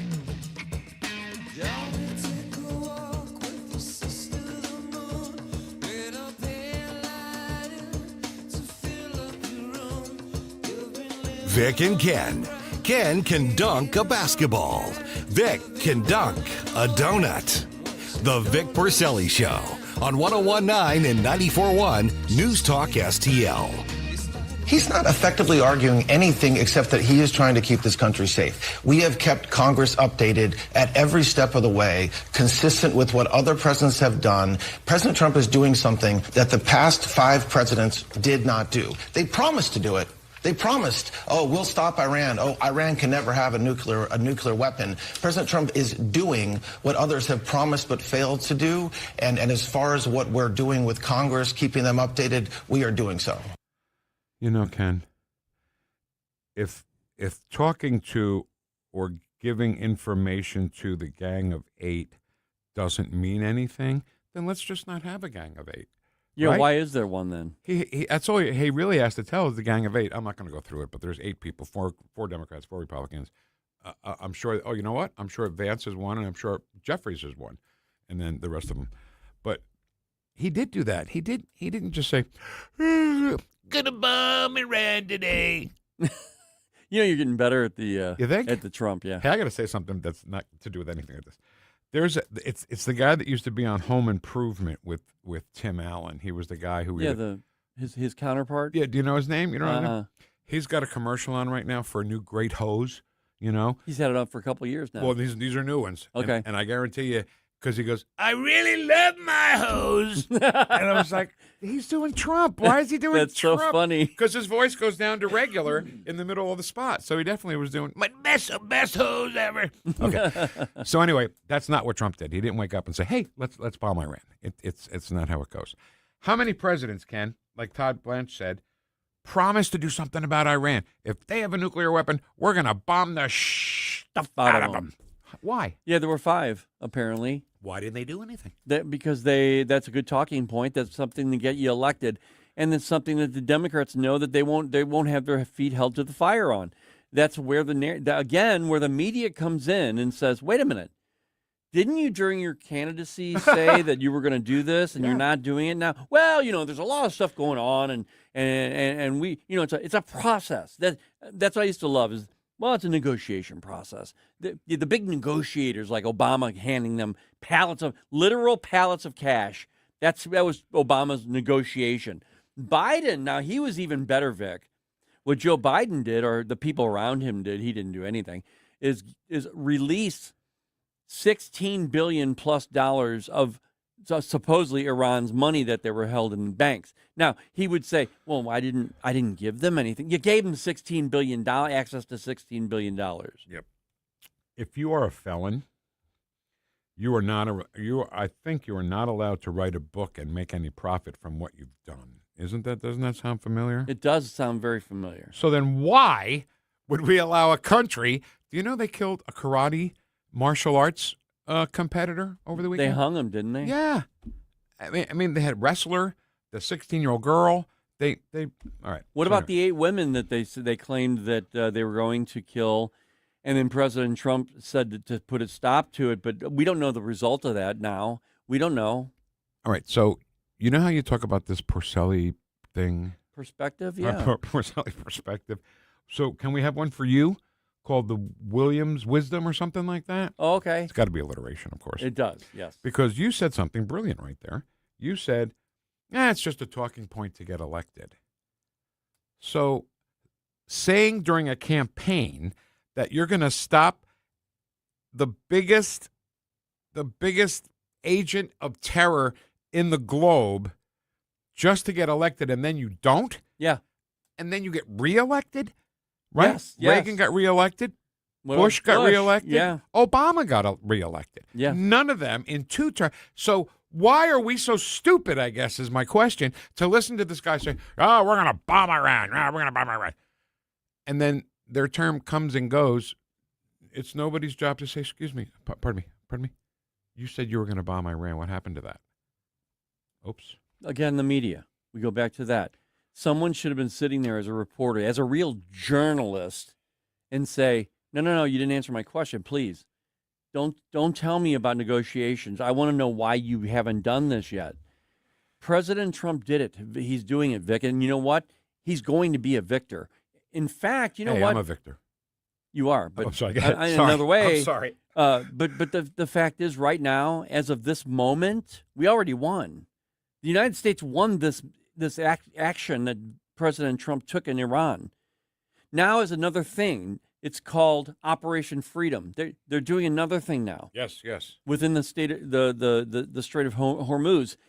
So we won, everybody. When the media, on the Today Show today, they talk about how Iran, they it looks like they're going to be attacking some more ships. They're saying actually that they did attack another ship again today. Of course, the American military, they deny everything. That's what they said, Vic. Then what does that sound like to you? That are they on the side of the American military, Nope. or are they on the side of Iran? Yep, that's exactly right. So, I have a question. Who blockaded first? Did Iran put up a blockade, and then we re-blockaded? Is that the progression? I think maybe originally Iran wanted to or tried to, and Trump said no. We are. No. Because if you remember, they were sending over those aircraft carriers and stuff, and we were like, well, we don't know their plan. Yeah. Well, this was their plan. President Trump put a blockade in the Strait of Hormuz. So I guess my question is also, because a blockade is an act of war, apparently. I learned that over the weekend. So what about the threat of a blockade? Is that not an act of war? Why isn't the preemptive, doing something preemptively to make sure that they don't blockade, we blockade? It seems to me like they had the first act of war, not us. Well, I think it's a great point. I think the last 47 years, murdering American soldiers, that's an act of war. Saying that you're going to kill all America, you're going to destroy the great Satan and the small Satan, or whatever they call it, however they do that with Israel. That's an act, to me, is an act of war. They've done this over the last 47 years. So this final attempt would be, because they did say it, we're going to put a blockade and only allow the people that we want through here. And America said, no, that's not the way it's going to work. And right now, this is here's what the media is not telling you. GMA and the Today Show is not telling you. When you get up and you're looking at that news, we're in control of that strait. It's not Iran. Iran has no control whatsoever of the Strait of Hormuz. They have none. We do. Let's go from there. Yeah. But they won't. They keep making it sound like Iran's in control. Ken, you know what I didn't realize till this whole thing, too? This Strait of Hormuz goes nowhere. Like when they show that, that animation that they show with just the red dots going around the thing. So you got to go through the Strait of Hormuz up to like Oman and the United Arab Emirates, and then turn around and go back. Well, that's where they're getting the oil, yeah. But it doesn't go through anywhere. There's no way to get out of there unless you come back through the Strait of Hormuz. Yeah. So, I mean, that's a dangerous situation for any country. Yeah, and right now what's happening is our American military is escorting all of these ships that are going to get their oil, and then they turn around and they go back through. Well, the American ships are saying, well, we're going to start escorting you now. I think that's part of the new operation that they're doing. Is this the ship that's getting fired upon, though? Well, but that's what they're claiming, Vic. Again, our military said this morning there were no shots fired on our ship. I believe them. And I believe them before I'm going to believe them. Hey, let me. I'm sorry, William's wisdom. Yeah. Can we give a little lesson to the media? Yeah. Believe our guys first. Yeah. I mean, go ahead and report the hell out of all you want, but just can you believe our guys first? William's wisdom, please. I mean, why? It's like when I talk to my kids, everything I say to them is coming from a point of stupid, like I'm stupid and I don't know what I'm talking about. I get that. What is that supposed to mean? No, for me. I know. No, with my kids, it's like you do understand that I've lived a little longer than you. Right. But everything you say coming from an idiot. Right. So your thing is great. I lost count here. Did we do 23 about? No, we're on 23 right now. So now we're moving on to Comey. Is that it? No, we haven't done 23. I'm saying. And that's about Comey? No. Whatever one you want to do. I have to. Well, this case stands out because of the name of the defendant. I think this is Comey. Okay. I think. It probably is. Okay, this is name that clip. Yeah. But it's definitely Deputy AG Todd Blanche. Over the past year, this department has charged dozens of cases involving threats against all sorts of individuals. We take these seriously, every single one of them. For example, just today in the Northern District of Florida, there was a guilty plea from an individual who threatened multiple political leaders, including President Trump. In the Eastern District of North Carolina, where this case was indicted earlier today, there are multiple threats cases very similar to this one, including one where the defendant pled guilty recently to threatening former President Biden, another one that's scheduled to go to trial this summer, another one indicted, an individual was indicted for threatening Tom Homan. I say that to say that while this case is unique and this indictment stands out because of the name of the defendant, his alleged conduct is the same kind of conduct that we will never tolerate and that we will always investigate and regularly prosecute. You know, Vic, I truly believe that Comey, Brennan, you name it, on the left, the Democrat leadership from the past 20 years, thinks, no, I should not be charged because I was a leader. I was one of the top people, so therefore you should not be doing this to me. You're the one who should be held to a higher standard for behavior like this. Yes. Because you led the FBI. Exactly. So do you remember the old thing where there's an American, this is during the Soviet Union, Americans talking to a Soviet, and the American says, I could stand right in front of the White House and yell, "I hate the president." I can do that because we have the First Amendment. I'm allowed to do that. And the Soviet guy says, yeah, I can do that too. I can stand in front of the White House and say, "I hate the president." Right. Because they can't do it there. Exactly right. That's kind of like this. It is. You can't threaten the president of the United States. Not for nothing, but just on a human level, you shouldn't threaten anybody in any way. Right. Like these 11 scientists, it's now up to 13, I think, that are dead or missing. Which we have to go back. We got to dig in. All right. Do we have time for one more or not? Yeah. Real quick. Yeah. Number 24.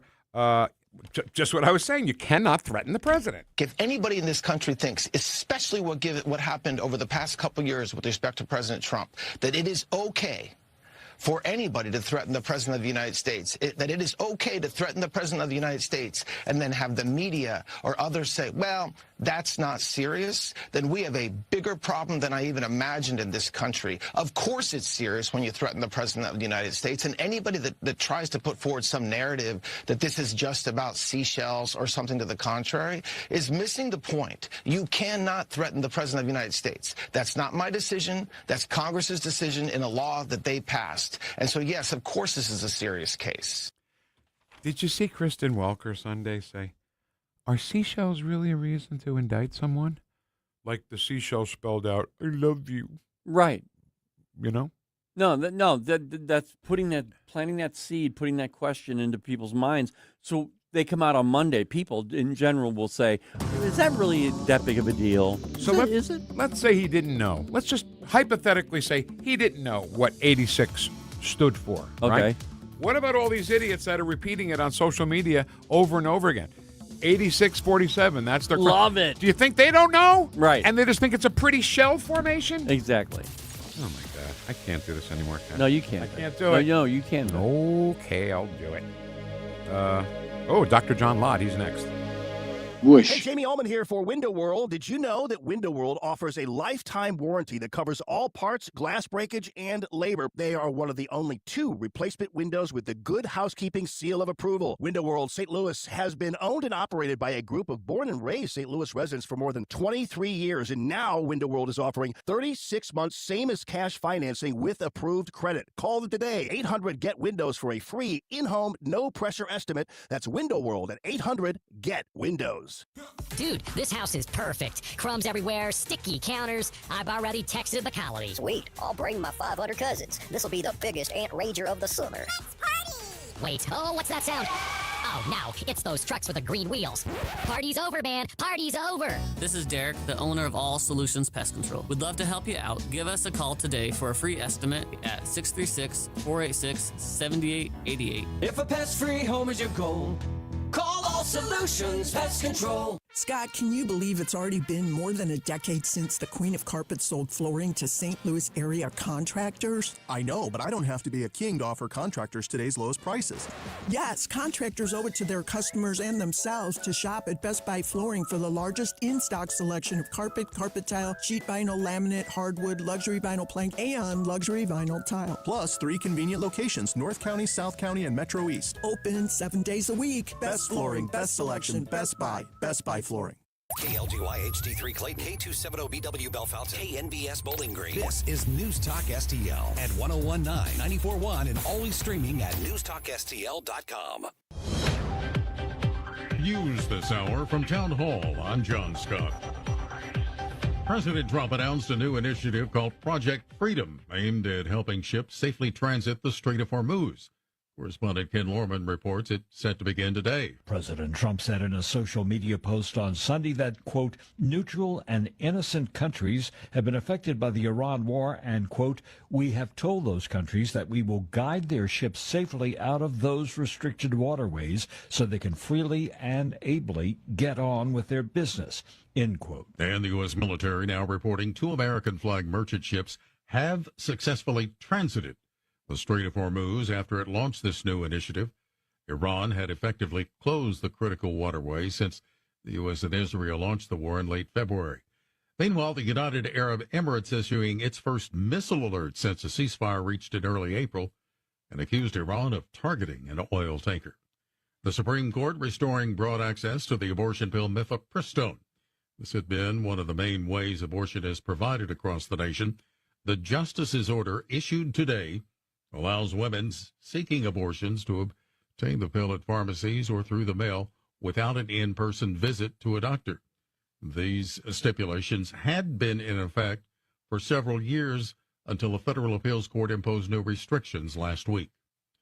Economist Steve Moore says President Trump's energy policies are working. Under Donald J. Trump, the United States is energy independent for the first time in 50 years. I don't know if you're aware of that, but I was even surprised to learn that myself. We are a net exporter of oil and gas, so we're not as reliant on the Middle East as we used to be. And that happened thanks to Trump and the shale revolution. And a spokesman for Rudy Giuliani says the former mayor of New York City remains in critical but stable condition. More at townhall.com.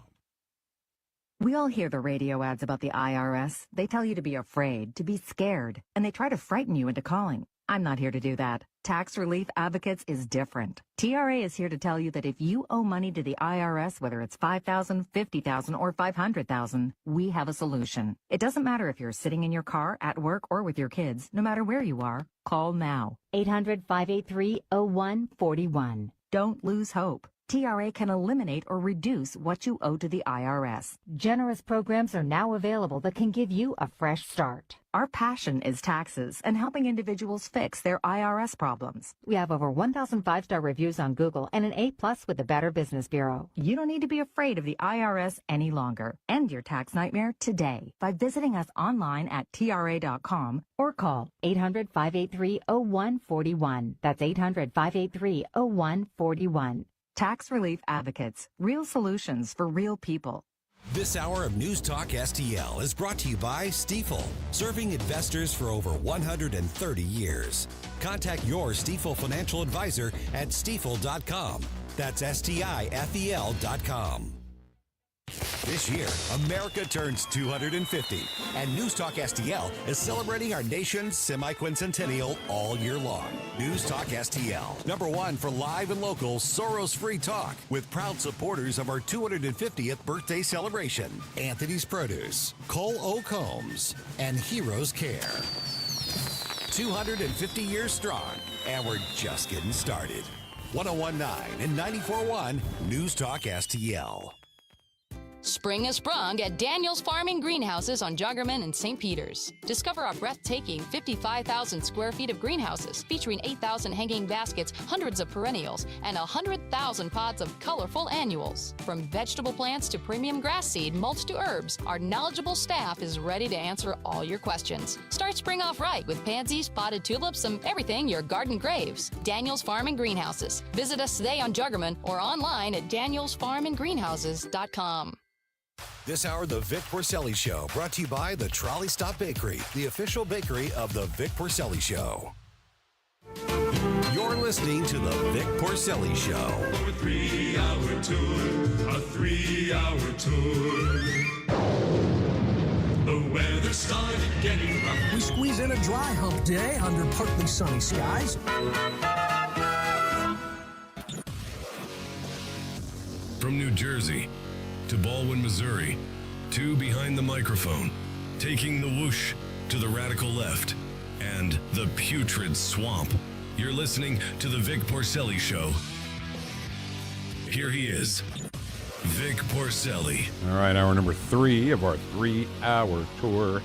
But I want to remind you that June 2nd is the big wrestling match. Some people call it a debate. Kenny and I like to call it a wrestling match. And it's going to be a debate. Okay, I'll give it to you. St. Charles County Central Committee will be hosting it. It's going to be at Lindenwood University at the J. Scheidegger Center for the Arts. Jason Law, Bill Eigel, and the incumbent Steve Ellman for county executive. We'll take questions from a panel. We're going to put them in a cage match, and whoever wins, whoever's last man I don't know. It all starts at 7, okay? And you can listen to the whole thing, which is great, on NewstalkSTL. We'll bring that to you. And it's brought to you by Mid-Rivers News Magazine and the Lewis and Clark Pachyderms Club. It's going to be a great presentation. I can't wait. Yeah, it's going to be great. All right, so crimes and guns. Let's talk about it for a second here because, first of all, the right just is taught to say all gun crime comes from right-wing extremists. Isn't that what they say? The left thinks that? Yeah. Yeah, okay. And then when it happens and we find out exactly who did do the shooting, it's always some left screwball. Even some of the trans community does these Many of them were shootings. from trans, yeah. Many, right? Yeah. So there seems to be a little fuzziness there in information. Dr. John Lott, who is the founder of the CPRC and an economist and a worldwide recognized expert on guns and crime. Dr. Lott, thanks for being with us. Well, it's great to talk to you again. Thanks for having me on. So how do we get, because a lot of this comes out to what kind of news do Americans consume, right? If they just consume CNN, MS Now, NBC, CBS, NBC, New York Times, all that crap, they think that all the shootings that happen in America are all right-wing nuts, and that's not the truth. Right. Look, I mean, a lot of the violence over the last few years, whether it's been the Charlie Kirk assassination or things like, obviously the George Floyd riots or the Lafayette Square riot near the White House where you had 150 law enforcement officers injured, or the fire bombings and attacks on pro-life facilities after the Supreme Court Dobbs decision, or the threats on Justice Kavanaugh, or the murder in 2024 of the United Healthcare CEO, Brian Thompson, and, the Tesla dealerships, and one could go on for many other things, have been overwhelmingly on the left. You have people who will go and point to something like the murder last year of the state representative in Minnesota and her husband. She was a Democrat. The problem is, just because she's a Democrat doesn't mean that it was right-wing violence against her. The person who shot her had hundreds of No King flyers in his car. He had been appointed to advisory boards for 2 different Democratic governors there in the state. And there are other things that we could go on with regard to that. But, a lot of this, you have groups like the Anti-Defamation League, which goes and claims in their most recent report in the 3 years from 2022 to 2024, that all the extremist murders in the United States were done by people on the right. But, you look at these things and they clearly just misclassify some things in the media, whether it's the New York Times, the Washington Post, or the other outlets that you mentioned, rely on this without questioning it. So take, for example, the 2022 Buffalo supermarket shooter who murdered 10 black shoppers there. the guy was clearly a racist. But the media says if you're racist, then that automatically classifies you as a right-winger. Right. The problem is that he was an environmentalist. He was upset about people having kids, and he thought that blacks were having too many kids. And so that's what upset him there. But if you read his manifesto, you know, the New York Times has like 7 editorials where they talk about this attack and classify him as a right-winger. But if you read his manifesto, he calls himself an eco-fascist. He calls himself a socialist. He calls himself, quote, a mild-moderate authoritarian leftist.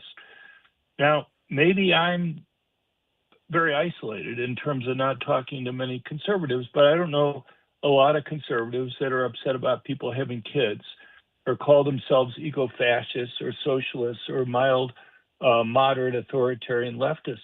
Or you take something like another one of the cases that they have there, this attack at the Colorado Springs gay bar in 2022. It was a gay bar. The person was shooting it up. So they say, well, since the person was shooting at gays, he must be a right-winger. Right. The problem was he was non-binary, trans. He used they, them pronouns. And he was upset with gays because he thought that gays were not giving trans individuals the proper respect that they should be getting, that he thought that they should be working together and that he thought that they weren't doing that. So, you know, I look at that and it seems pretty hard to classify him as a right-winger. And then there are lots of other cases that they just leave out of their list. So, for example, you have the Covenant school shooting in Nashville, Tennessee.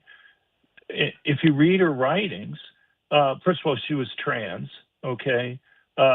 She raged against what she called, quote, white privilege. She vowed in her diaries to, quote, kill all you little crackers, end quote.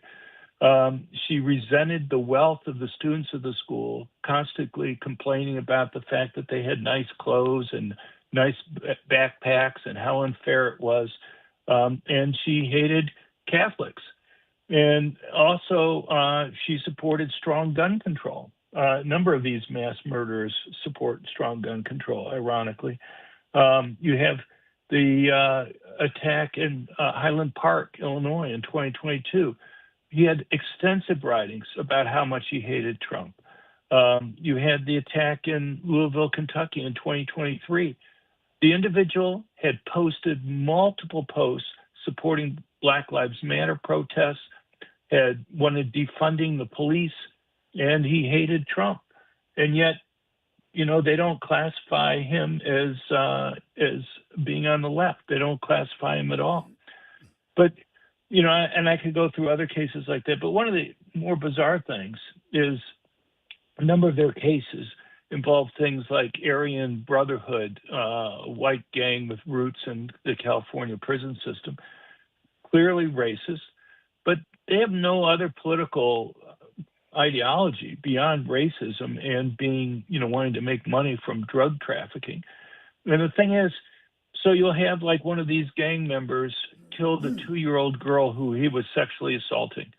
Is that there's like no politics involved in that. Or another one killed an 11-year-old girl that he was sexually assaulting. How does that classify as, you know, extremist right-wing murders that are there? And so, you know, you look through these cases, and I would argue that if anything, you know, it's dramatically the other way, even using the cases that they list. And we're talking to John Lott. He's the former president of the Crime Prevention Research Center. John, here's one of my biggest problems. If you've got the Southern Poverty Law Center, the Anti-Defamation League, we're allowing them to I guess define what a racist is and where they reside. I mean, think about it. Every time something like this happens, who does the media go to? The ADL. They go to the SPLC. That's their go-to. And now that's why they're trying to save the SPLC, because if they don't have them and if they find out they're playing games, then they don't have anybody hardly. Right. Well, I mean, as you know, it's recently come out that the Southern Poverty Law Center is giving out over $3 million to these right-wing extremist groups. I mean, I have no idea. I have tried looking it up, but they don't. It's not like they're a certified nonprofit that can get tax deductions, so they don't have the same forms put in. But my guess is the amount of money that the Southern Poverty Law Center is given to the Ku Klux Klan or the so-called Unite the Right or other ones must be a huge percentage of their money that's there. And so, if it's 70, 80%, or who knows what percent of the money that they're getting, it's not like there are a lot of very wealthy individuals that are going out and contributing money to these groups. It probably makes a huge difference, for the Charlottesville riot, that they gave hundreds of thousands of dollars to the guy who helped organize it and bring in people, transport them in for the riot that occurred there. Yeah. And so, one can only imagine, I can understand that if they can point to examples of extremism that can help them raise money because there's a problem there that has to be dealt with. But, obviously they would go and classify anybody from Charlie Kirk to Dave Rubin to all sorts of people that it's very difficult to see how anybody could classify them as racist, as in fact having that label. So let's two quick things I want to throw in here, and I'd like you to comment on both. You mentioned Charlie Kirk. Jimmy Kimmel said originally that Charlie Kirk was shot by a MAGA gang guy, which was ridiculous. The other thing is people who listen to or all those news outlets we mentioned at the beginning of this conversation hear Jamie Raskin calling Trump an authoritarian, exhibiting fascism, and declared that Trump wants to be a dictator. None of those three things are really true or true at all. So where do we go when these people can't stop talking about it? They're allowed to talk about it, First Amendment. And, here we go. Trump's an authoritarian. And they lie constantly. Right. Yeah. So the Sunday after the most recent Saturday night assassination attempt on Trump, as you mentioned, Jamie Raskin, a prominent Democrat congressman from Maryland, was on CNN's State of the Union and interviewed by Dana Bash. And she asked him if he had any regrets for the type of language. I wish she had been as explicit as you were in terms of actually listing them out. But Raskin, the things about fascism and wanting to be a dictator and what have you, but she didn't press him on that. He basically doubled down. And his response was, Trump is authoritarian because, he said he just murdered 2 American citizens in Minneapolis who were, quote, simply for exercising their First Amendment rights, Renee Good and Alex Preddy. The bizarre thing is Bash didn't push back at all on that. I mean, here you have Renee Good. Apparently for a week, she had been using her car to interfere with ICE officers. She was doing it all day long there, blocking roads and preventing them from doing their job. An ICE officer had come up to the side of her vehicle when they finally had enough that day and said, look, you have to get out of your car. We're going to arrest you.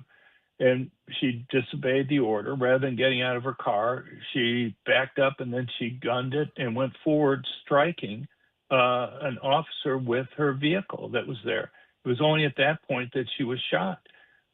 With regard to Preddy, he had apparently gotten into confrontations before with officers, hadn't been arrested in those previous confrontations. But on the day that he was shot, he inserted himself between officers and people that they were trying to arrest. He disobeyed multiple orders from the officers to stop interfering. He then got into a wrestling match with officers, and he was carrying a gun. And, nobody wants anybody to be shot. But, the thing is, if you think an officer is doing something wrong, you still obey their orders, and then you challenge them in court later. Right. Yes. Right. Absolutely right. And you know what? Entertainment doesn't help. We were watching 911 the other night, the show on ABC. And The Pit also has done it too. They've had ICE officers depicted as people who go, you cannot be an ICE officer and go to the nurse's station or go to a room where an illegal alien is. You're not allowed to do that, Right. and they don't do that. But that's not what they showed in the shows. John, I don't know. I give up. I love talking to you, though. It's really good. And maybe if we can talk again. I believe you got a birthday coming up at the end of the week, right? I do. Happy birthday. Happy A little birthday. early, yeah. And thanks for being with us. How do we find more information about the CPRC? Well, at Crime Prevention Research Center, then go to crimeresearch.org, crimeresearch.org. Thank you. Oh, look. Our studio audience in unison says happy birthday, John. All right. Thank you. You got it. Have a Take good care, day. John. Bye-bye. You know, there is an alignment when he was talking about Preddy and Good. It's almost like the law enforcement are there to de-escalate. Mm-hmm. If they don't de-escalate, it escalates. Mm-hmm. They were both, if you notice the way John put it, they were both escalating, and no one there to stop them. So they got to a point to where, hey, if I can get away with it this time here, I'm going to do a little more here, and then here, and then here.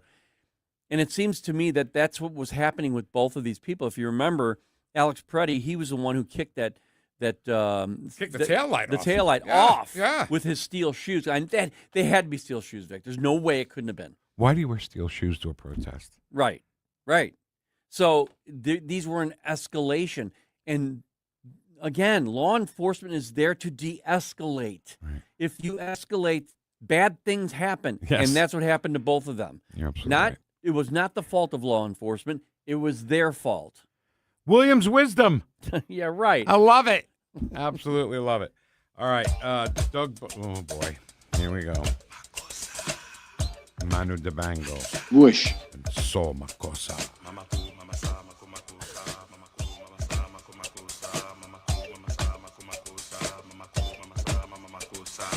Watch us on our live stream using Rumble, Facebook, and Twitter. The Vic Porcelli Show. Hey, can I ask you something? What? What's forget about it? What is that? Forget about it. It's like if something is the greatest thing in the world, like Mingitos peppers, forget about it, you know? Sometimes it just means forget about it. All right. Thank you very much. I got it. Forget about it. Made in St. Louis for St. Louis. It's News Talk STL.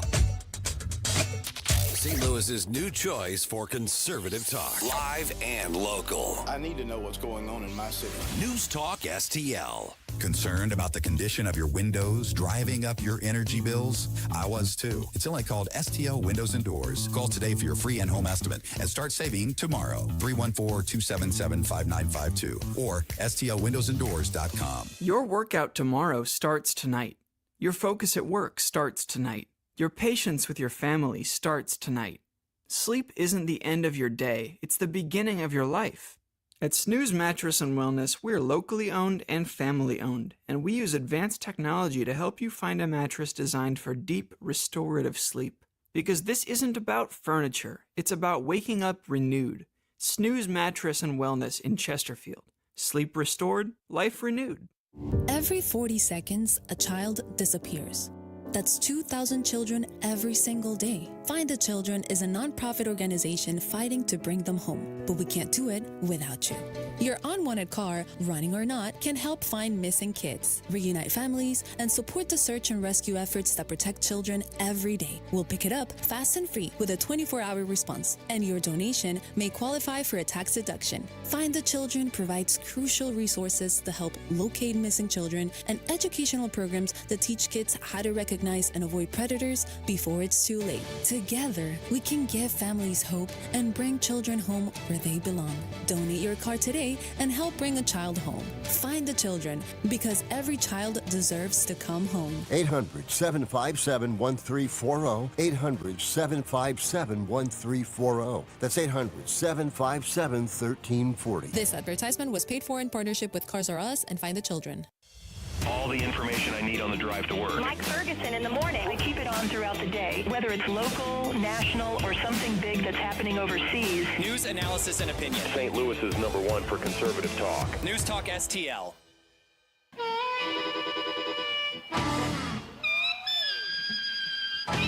Come on, baby.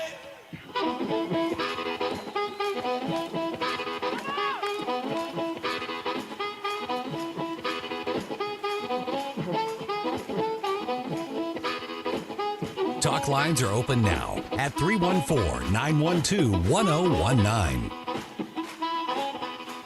Vic and Ken. Oh, what's wrong with you? It's either this show or indigestion. I hope it's indigestion. Why? It'll get better in a little while. The Vic Porcelli Show on 1019 and 94.1 News Talk STL. Two old farts, what do you know? Yeah. This is me playing harmonica right here. Is it really? Yeah. You're pretty good. Nope. Magic Dick. Jay Giles Band still not in the Rock and Roll Hall of Fame. I will never get that. But anyway. All right, let's get the East Coast report going, Kenny. This just in. For the latest news from the D.C. swamp and beyond, this is the Vic Porcelli Show East Coast Report with Douglas Blair on News Talk STL. Good morning, good morning, good morning. You know that good morning voice is John Lovitz from Saturday Night Live. Good morning, good morning, good morning. As the radio in Brave Little Toaster, which Doug Blair is very familiar with. And I am. I know, and I love that about you. My wife and I watched A League of Their Own a couple of weeks ago, and John Lovitz's character is so great. He's so good. The train leaves, not the station. Anyway. All right. So, Doug, hi. How are you? Sorry, I should greet you. Hi. Doug. I'm doing great. Fantastic. You're good.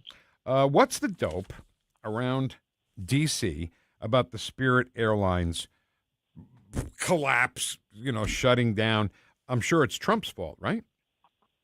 Yeah. I mean, I think the thing that's really interesting about that is that there were people in the Democratic administrations that were, or the Democratic offices that were saying this was going to be a problem.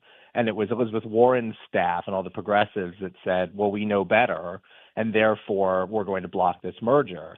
And so now Elizabeth Warren has egg on her face because everybody that predicted this would happen is now vindicated. All of these people have lost their jobs. We've now lost a budget airline that was an option for Americans that needed something a little cheaper than the big guys. And what came of this? Maybe JetBlue and Spirit didn't merge and create a larger entity. Great. Congratulations, Elizabeth Warren. You've just destroyed an American industry. Well, let's hear from Transportation Secretary Sean Duffy because he knows who kept that merger from happening. Spirit tried to merge with JetBlue. The Joe Biden, Pete Buttigieg administration and DOJ tanked that deal.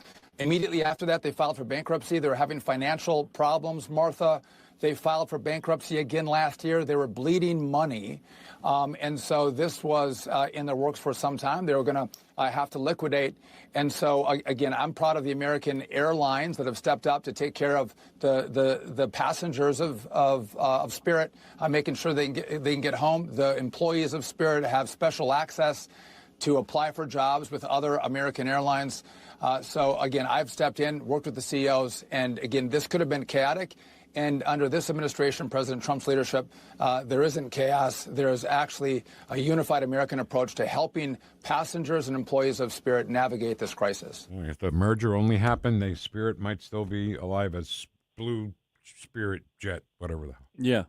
Exactly. And I mean, Lena Khan is also to blame for this in the Biden administration because she was one of these types who feared monopolies. Now, a monopoly obviously is something that you can look at from the perspective of the Trump administration and say, well, monopolies that are actual monopolies should be dealt with. That's something the Trump administration has said they might do. But this was not a monopoly. This was two low-budget airlines fusing together to create one low-budget airline that would compete on an equal level with places like Delta, with American, with Southwest, all of these places.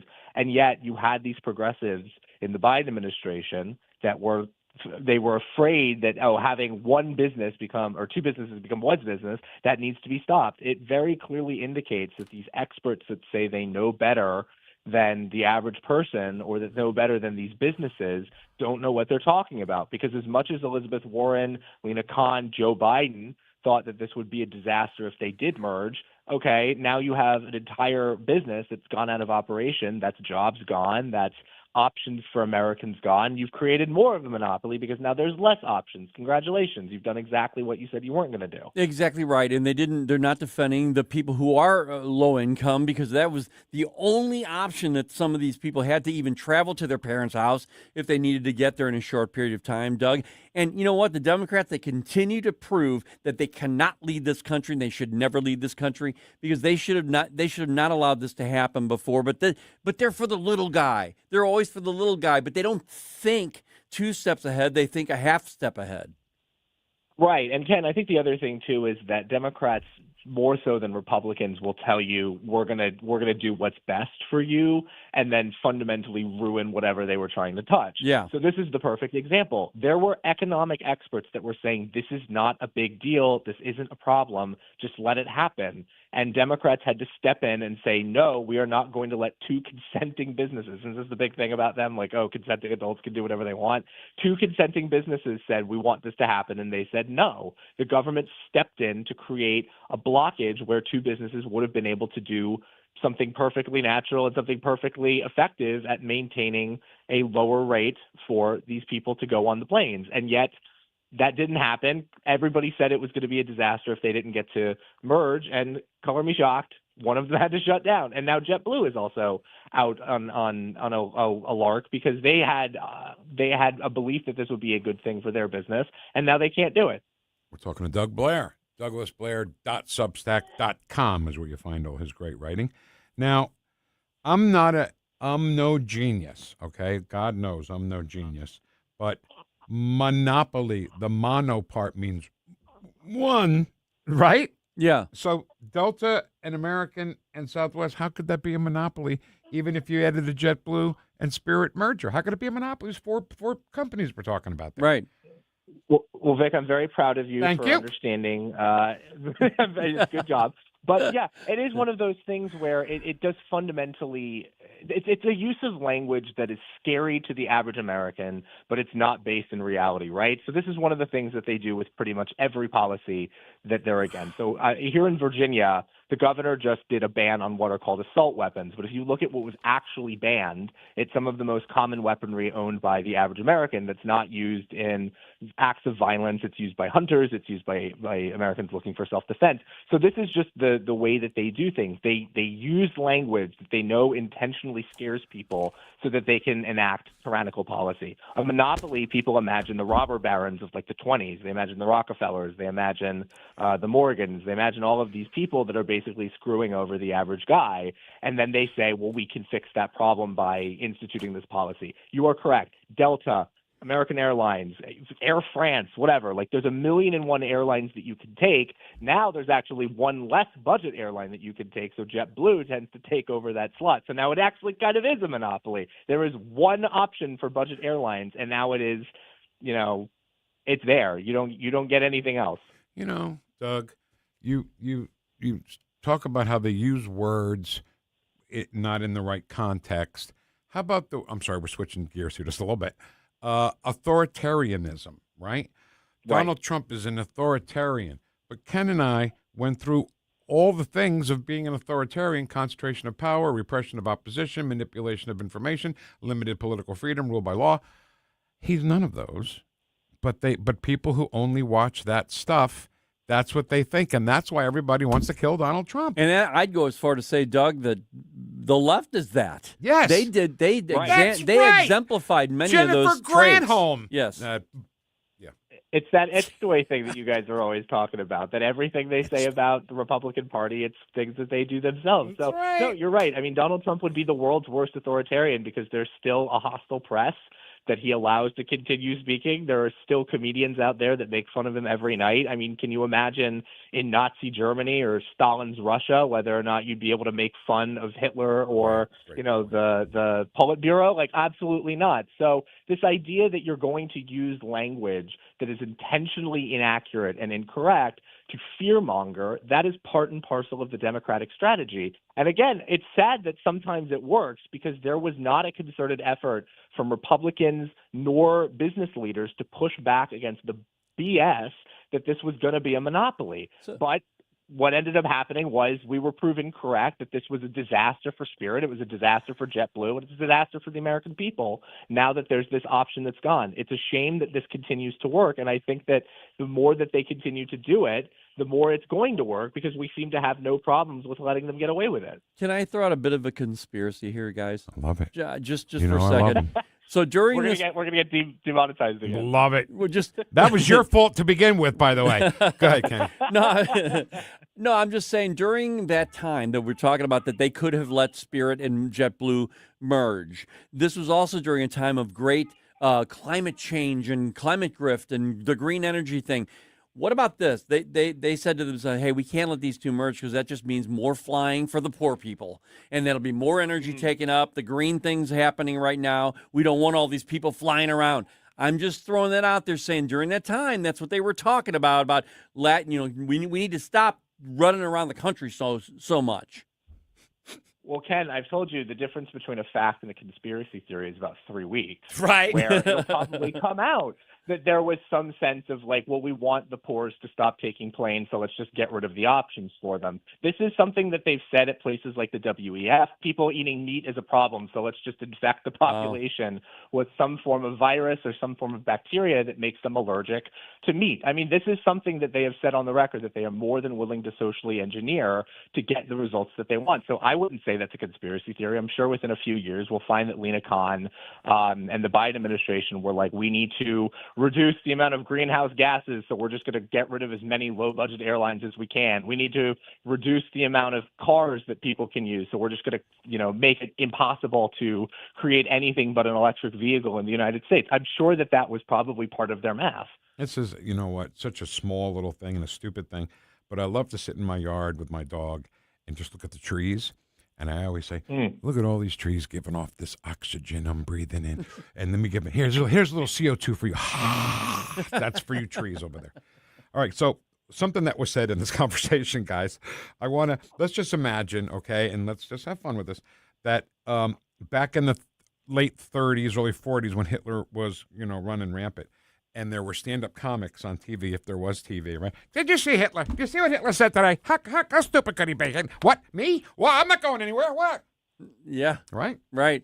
That's authoritarianism. It's Jay Leno in Nazi Germany. I think that you basically have that idea, though, that like in a true dictatorship, in a true fascist society, again, one of those words that they constantly misuse because they know it's scary, you would not have nearly the amount of anti-Trump rhetoric that you can. I mean, after the first assassination attempt, I'm sure you would be cracking down on political opposition, and you would have some semblance of like hey, I mean, these guys continuously are doing it, so maybe there's something here. I think that the fact that he is as restrained as he is, and of course Trump is not known for his restraint when it comes to his tweets, when it comes to all that other stuff, but the fact that he hasn't sent out the police force to deal with these people shows he is not an authoritarian. And I again, the American public must be aware that if Democrats are calling him a fascist, a Nazi, an authoritarian, what have you, it's nonsense. It's complete BS. And there's no reason why they should say that, and there's no way that anybody will make them stop. All right, Doug Blair, DouglasBlair.substack.com. Not everybody gets to go out with the Jay Giles Band, so consider yourself lucky there, okay? Very good, very good. Thanks, Doug. Thanks, Doug. See you next week. See you guys. He's right in there, I think he lives in Virginia, but he's right in it. Oh, he's in it, yeah. Swamp. Yeah, oh, yeah. He hears what's going on. Yep.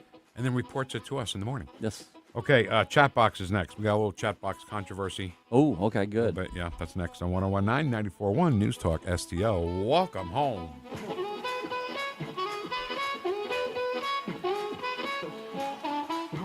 Watch us on our live stream using Rumble, Facebook, and Twitter. The Vic Porcelli Show. What else do we know about this population, 18 through 24? They are stupid. They make really bad decisions. Oh, that woman. Got a mouth like an outboard motor. All the time. Made in St. Louis, for St. Louis. It's News Talk STL. Jones and Chris Arps in the afternoon. Did Donald Trump and Republicans make everything great again over the weekend? We'll discuss with Senator Jim Talent at 4:25. At 5:25, Red State Headlines with Susie Moore. Tim Jones and Chris Arps. Weekdays at 4 on News Talk STL. Is that how Kamala thought she was going to get the young vote? The younger kids to vote for her? Yeah, they're stupid. To say they're stupid. Vote for me because you're stupid. I may be drunk, but you're stupid. Right. Vote for me because you're so stupid. It's like Winston Churchill. He was at a party and having some drinks. He was, a little inebriated, shall we say. Yeah. And some woman came out and said, Mr. Churchill, you are drunk. And Winston Churchill says, yes, ma'am, you're right. But I'll wake up tomorrow and I'll be sober. And you'll wake up and you'll still be ugly. That's a true story. I like it. So those trees I was talking about in my backyard who look just great. This one tree is growing so fast. I can't believe it. We have 2 Dr. Seuss trees that are on the hill. Okay. So they kind of are growing like this. I'm sure they'll straighten out at one point.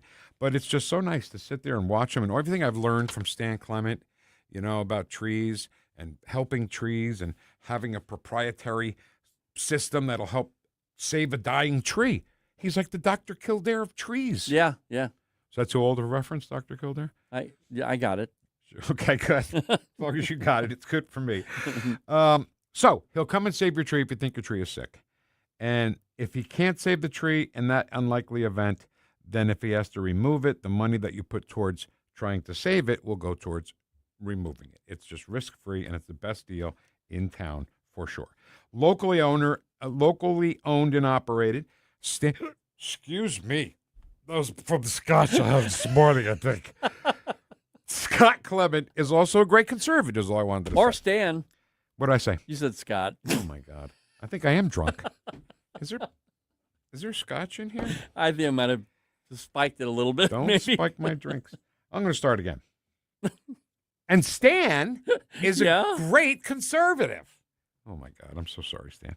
RootsPlusLLC.com. RootsPlusLLC.com. Hey, it's Susie Moore. If new flooring makes you think hassle, think again, because Michael's Flooring is changing the game. For over 30 years, Michael's has been locally owned and trusted for quality, variety, and amazing service. Whether it's carpet, hardwood, laminate, luxury vinyl, or ceramic tile, their expert team makes installing new floors exciting, not stressful. That's why customers keep coming back.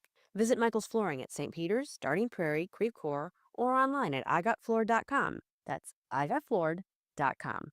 When insurance companies know you're represented by Under Law, they know Under is not going to let you be pushed around. Their reputation is built on years of courtroom battles. If you suffer an injury or damage to your property, serve the insurance company notice you have Under Law on your side. A St. Louis firm you can trust to protect you at every term. Don't settle for less. You want to win? Believe me, Under wins. Under, O-N-D-R, underlaw.com.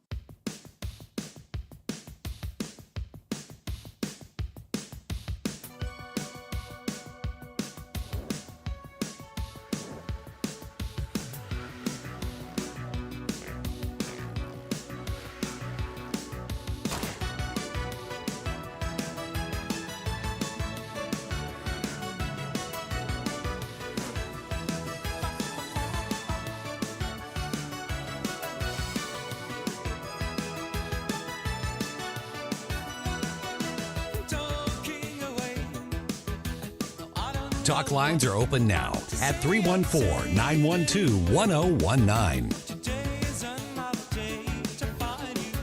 Hi, this is Steve Heitner. You may know me as Kenny Banya from Seinfeld, and you're listening to Vic and Ken on the Vic Porcelli Show on News Talk STL. So, I think, Bob, we've met before somehow, because I remember your card. Yeah, I brought some food in when you were doing a food drive, and I've been listening to you probably since you came on the air. Thank you very much. Well, thanks for that, Bob. We appreciate it.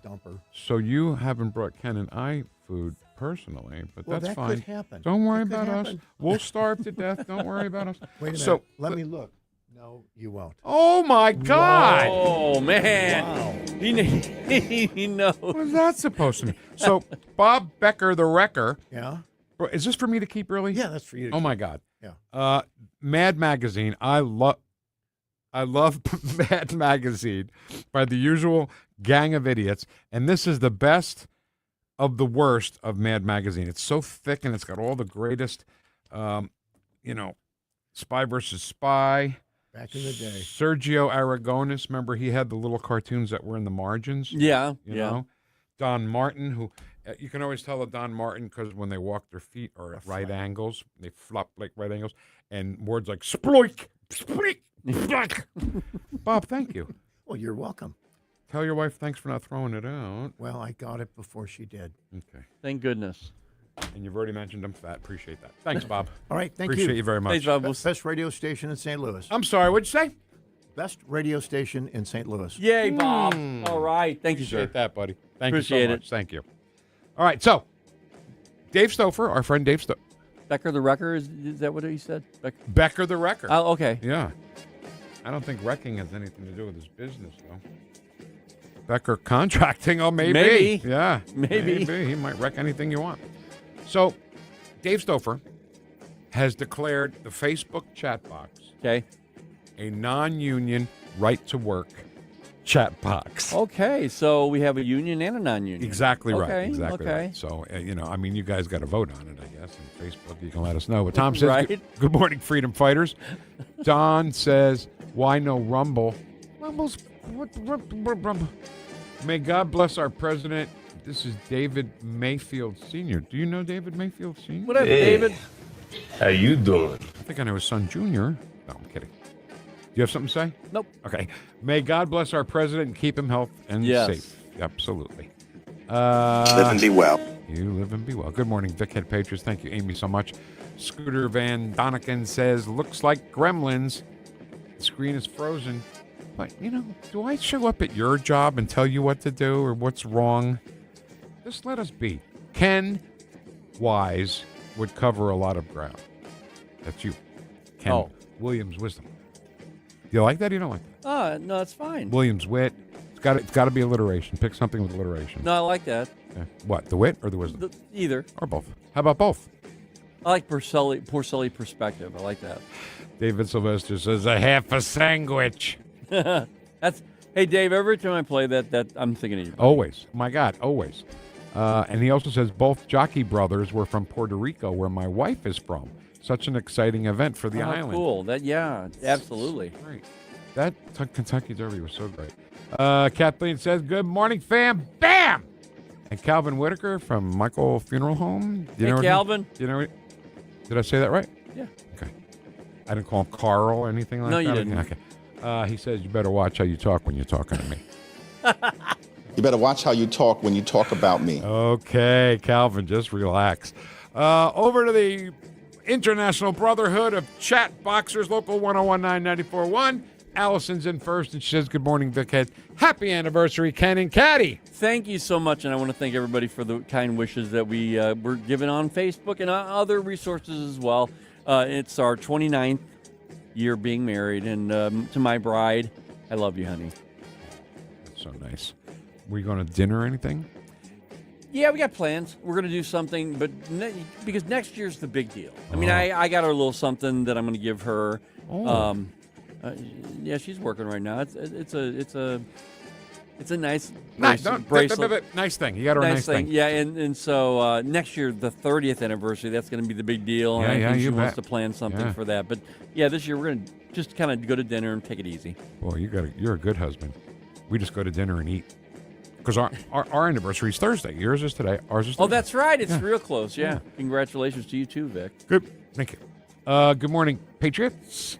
Morning, Patriots again. Two different people. Hey, it's good to see you. PMS says, hey, it's good to see you. Hey, it's good to see you. Still no word from 101 Straight Up. I think we should file a missing chat Yes, boxer yes. report. Hey, it's good to see you. Okay, Ed Stoit. Ed's here. Fifth. Hey, Ed. Didn't want to be first all the time. Oh, stop it. He doesn't want to be first all the time. Yeah. So today he's fifth, drinking a fifth, probably. I pledge You're allegiance. mocking me, aren't you? No! I pledge allegiance to the flag, United States of America, no fair election. No peace. No fair tariff. No peace. No fair chat box. No peace. No peace. 11 minutes in, I could finally stream. I think Don is on his period or something. Well, I'm trying, and I get it in. I get it as soon as I can, But I think we're having an issue, all the way around with something online. And we're working on it. We're Yeah, not they're just working on ignoring it. They were actually working on it while we were on the air today.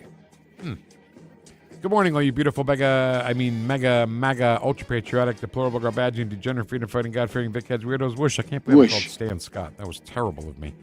Reminder for the Democrats, MAGA is not a derogatory term. Yeah. Because you're MAGA. Phew. See, why? I know. P.U. It's so funny to me. I think it's great. Go ahead. Call me MAGA. Go ahead. Good. Call me all you want. Yep. Just not late for dinner. And then they say maggots. No, it doesn't do anything for me. Nope, not a thing. Libturd sheeple. Do you even know what MAGA stands for? Probably not. They probably don't, Ken. No. Oh, my God.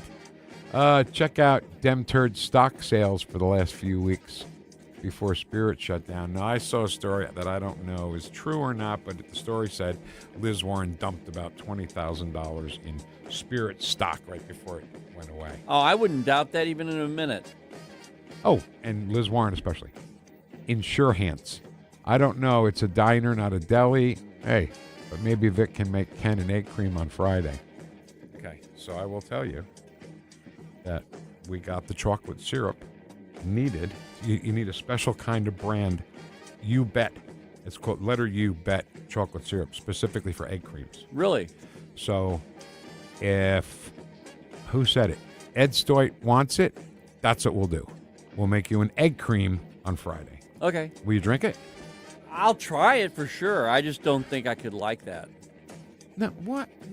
Only because it has that fizzy. It has water and milk. No water. There's no water? Seltzer. Okay, but that's seltzer is not water. Water is not carbonated. Seltzer is carbonated. Okay. So it's like a soda. But okay. No, I'm definitely going to try it for sure. Hey, you know and what? I may, if I love it, believe me, it'll be because you showed it to me.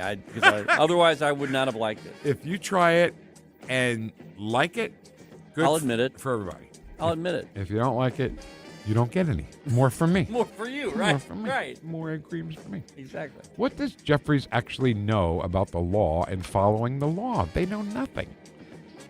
So Edward likes to call him Hakalugi.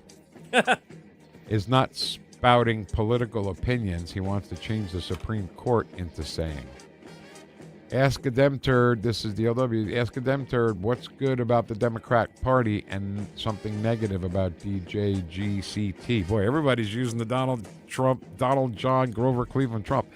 The job of the mainstream media today is to make you think that the views of 10% of this country are actually the views of 90% of the country. And that's what we talk about all the time because the media does that. They're the amplifier for the minority. That needs to be written in stone. Yeah. Allison's face and then that quote right there. Has anyone noticed several of the mouthy Demturds have been eerily quiet? DLW says R.I.P., rest in peace. And then he has TWIP, which is This Week in Baseball, because on This Week in Baseball, they used to have a feature called Twib Notes. This Week in Baseball, Twib Notes. And just little stats about the week. Oh. You don't care. Not really. Honestly, I don't. Oh, my God! Based on the recent SCOTUS decision on gerrymandering, every state should immediately review the districts or be sued. Jerry Jones is one of the reasons people despise the Cowboys. Okay, I just look at the field, and because the Cowboys, they used to do that cool thing where they have their hands on their knees, and then they'd all stand up and then go down. Remember that? Yeah. That looked cool, didn't it? Yeah. It did. I just don't understand why my mom didn't like them. I don't know why. Oh, I grew up, but you take on the traits of your parents, and because she hated them so badly, I grew up thinking they must be evil. They're the devil. Right. They're the devil's team. But now I'm going, why'd she think that way? I have no idea why. How did we become so blessed that we get to hear Senator John Kennedy on a regular basis? That is winning right there. Yeah. I think President Trump is playing chess with checker players again. He said the war is over, ceasefire, playing the reset game of the 60 days. That was brilliant right there. Then he tells Iran, accept the deal on our terms, or he comes again. He knows what he's doing. Just, if you're going to criticize here's the big deal on social media right now. They're flip-flopping. He's flip-flopping. No, it's called the art of the deal. Get over it. Don't worry about it. And it's war, okay? Right. Strategy. So, Ken, you're going to love this one. DLW, we need to repeal the Smith-Munt Modernization Act. Yeah. We've talked about that in the past. Oh, yeah. Quit using Google. Camera's frozen again. Okay. Frozen on Facebook. Oh, my God. It's bitch day. It's bitch Monday in the chat box. Editorial. Pay people to live in downtown St. Louis. Just one idea. I don't think that'll even do it. I guess the Geek Squad couldn't fix the computer over the weekend. Well, you were mentioning someone being shot in North St. Louis. Just this morning, they reported on someone being stabbed to death in front of Busch Stadium. Yeah. And it's like... And that's why people don't go. I'm sorry. You know. I'll stick to that. I'm all for it if, and this is a big if, the city provides free food for utilities, gives me a 911 semi-automatic 40 caliber with a year of free ammo, plus a paid lawyer if I have to shoot the thugs. What does this look like? A socialist government? Free parking, body armor. Oh, my God. Long rifle with high-powered scope and night vision. Got to stop the thugs. Hire more cops and pay them more, like Ken's nephew. Yeah. Pay him more, too. I'm thinking the solution is a purge night. God, you guys are crazy violent today. Have a blessed day, all. I really like scotch. Hi, Karen. How you doing? That's Ed Stoyd, who's got a little thing for Karen, I think. Karen, good to see you. Good to see you. Hello. Oh, Ed. This is Ed Stoyd. Yes. Hey, Karen. How you doing? You doing? It's good to see you. Hey, it's good to see you. Vic, weenie. Really? Don't you cuss on this here. I'm not a weenie. Am I a weenie? No. Not at all. I don't like your tone. I just said no, not at all. I think you're right. And I think you're absolutely right about that. That's just the tip of the subject. And then if you're an illegal alien, you get Obamacare for free. Idiocracy. That's what they want. They want an idiocracy to rule over the idiots. We watch on Patriot Live on Reels channel every weekend. It really shows what the downfall of society has become and getting worse. Spam bots. Yep, spam bots in there. Maybe by Thursday the cameras will be fixed. Oh my God. They are like up our ass here. As business manager of the International Chatbox Union Local 101.994.1, respectfully ask station management to requisition and install a new camera. Yeah. Comey's situation will go nowhere, but I hope they'll stall him in court and bankrupt that SOB. What's that stand for, SOB?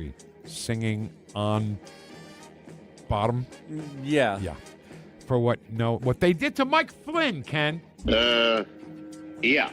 Comey's case was not thrown out because of lack of evidence. We talked about that. It's because the wrong person was chosen to well, thank God that Trump had the resources to fight the government. The government's resources are endless. Yeah. They're bottomless. They're our money. Ed Stoyd says if Comey didn't know what it meant, then why did he post it? If he didn't know 86. Well, he claimed, I want to find out, does anybody know what this means? Because I just don't. So, it's weird. Every other shell formation he saw in his whole life of walking out on the beach wasn't important, but that one was. Right. Son of a bitch. Oh, SOB. Son of a bitch. Oh, okay. This is why I don't post on Facebook. I go to Truth and X. 86 means we're out of salad product. Said product, sorry. If he didn't know what 86 meant, he should not have been director of the FBI. Great point there. Our niece had a job to play the bugle before every race at Arlington. That's cool. First women-trained horse to win the Kentucky Derby. Yes, that's true. Golden Tempo reminded me of Secretary. It's so exciting. Barry, I'm not ignoring your message you gave me. I just got to find somebody to help you. Now she plays the trumpet before Blackhawks and Bears games. Fantastic. Loved watching the video of that horse coming from the rear to win it. Man, that was such a great race. Golden Tempo is proof that feeding beans to horses before a race will help the thrust forward. Oh, God. We have all kinds of grievances. Thanks so much for having the record player on at night to listen to us this morning. Make sure you have the record player on at night. Ken, thank you. Happy anniversary to you and Caddy. Thanks, Vic. We appreciate it. Have some fun tonight. Good, nice dinner like we're going to do on Thursday night. Jamie Allman, 3 martini lunch. What else? Hey, award-winning. Award-winning. He's next. See you, everybody. There's something magical about walking into your backyard and knowing your family is completely safe and secure. Hi, I'm Sean Long, owner of STL Fenceworks. That's the feeling my team and I have been creating for metro area families for more than 50 years. Whether you're adding your first fence or finally creating the outdoor sanctuary you've always wanted, we offer premium vinyl and stunning ornamental options, all designed around your family's specific needs and lifestyle. While other companies struggle with supply delays and rising costs, we've always proudly used all American-made materials, which means better pricing and faster installation for you. Our experienced craftsmen exemplify our motto, your satisfaction is our passion. From Warrenton to Wildwood, your neighbors trust us because we live here too. And we care about your project as much as you do. Right now is the golden time to build with flexible financing options and a commitment to completing your fence on time and on budget. Visit stlfenceworks.com. Are you tired of hard chlorinated water drying your skin out, tasting bad, and ruining your fixtures? Jones Air and Water Treatment has a solution to this pollution. Our Hydratech H2O leaves you with great tasting, soft water at all fixtures in your home with one unit. Call Jones Air and Water at 636-899-1040 or visit us on the web at joneswater.com. You can be a filter or buy a filter. Jones Air and Water, 636-899-1040 or joneswater.com on the web. Call us now. KLGY HD3 Clayton, K270BW Bellefonte, KNBS Bowling Green. This is News Talk STL at 1019, 94.1, and always streaming at NewstalkSTL.com. News this hour from Town Hall. I'm John Scott. The United Arab Emirates says it is under attack by Iran for the first time since a ceasefire took hold in early April. The attacks appear to be in response to President Trump's latest efforts to reopen the Strait of Hormuz. The U.S. military says 2 American-flag merchant ships have successfully transited the strait. President Trump pulls thousands of U.S. troops out of Germany. European leaders say President Donald Trump's decision to pull thousands of U.S. troops out of Germany came as a surprise, but is further proof that they must take care of their own security. Speaking at a summit in Armenia, Norway's Prime Minister Jonas Gahr Støre told reporters, That because I think we are expecting that Europe is taking more charge of its own security. The Pentagon announced last week that 5,000 troops would leave, but Trump said Saturday the number would be much higher. He offered no reason for the move, which blindsided NATO. I'm Karen Shamas. More oil may soon find its way into global energy markets. 7 countries in the OPEC Plus alliance, including Saudi Arabia and Russia, have decided on a modest increase in crude output starting next month. They say it's part of a commitment to market stability. The commitment is to raise production by 188,000 barrels per day. The decision follows a virtual meeting that was held over the weekend. That's correspondent Rich Thomason. In a ruling today, the Supreme Court restored broad access to the abortion pill mifepristone, blocking an earlier edict that had threatened to upend one of the main ways abortion is provided across the nation. That's with medication. 3 people have died. Others have been sickened by what health authorities suspect is a hantavirus attack on a cruise ship in the Atlantic. Hantavirus can cause a deadly lung infection. More on these stories from townhall.com. If you want unlimited talk, text, and data on a super fast network, Big Wireless will sell it to you right now for as little as $70 a month. Or you can buy it from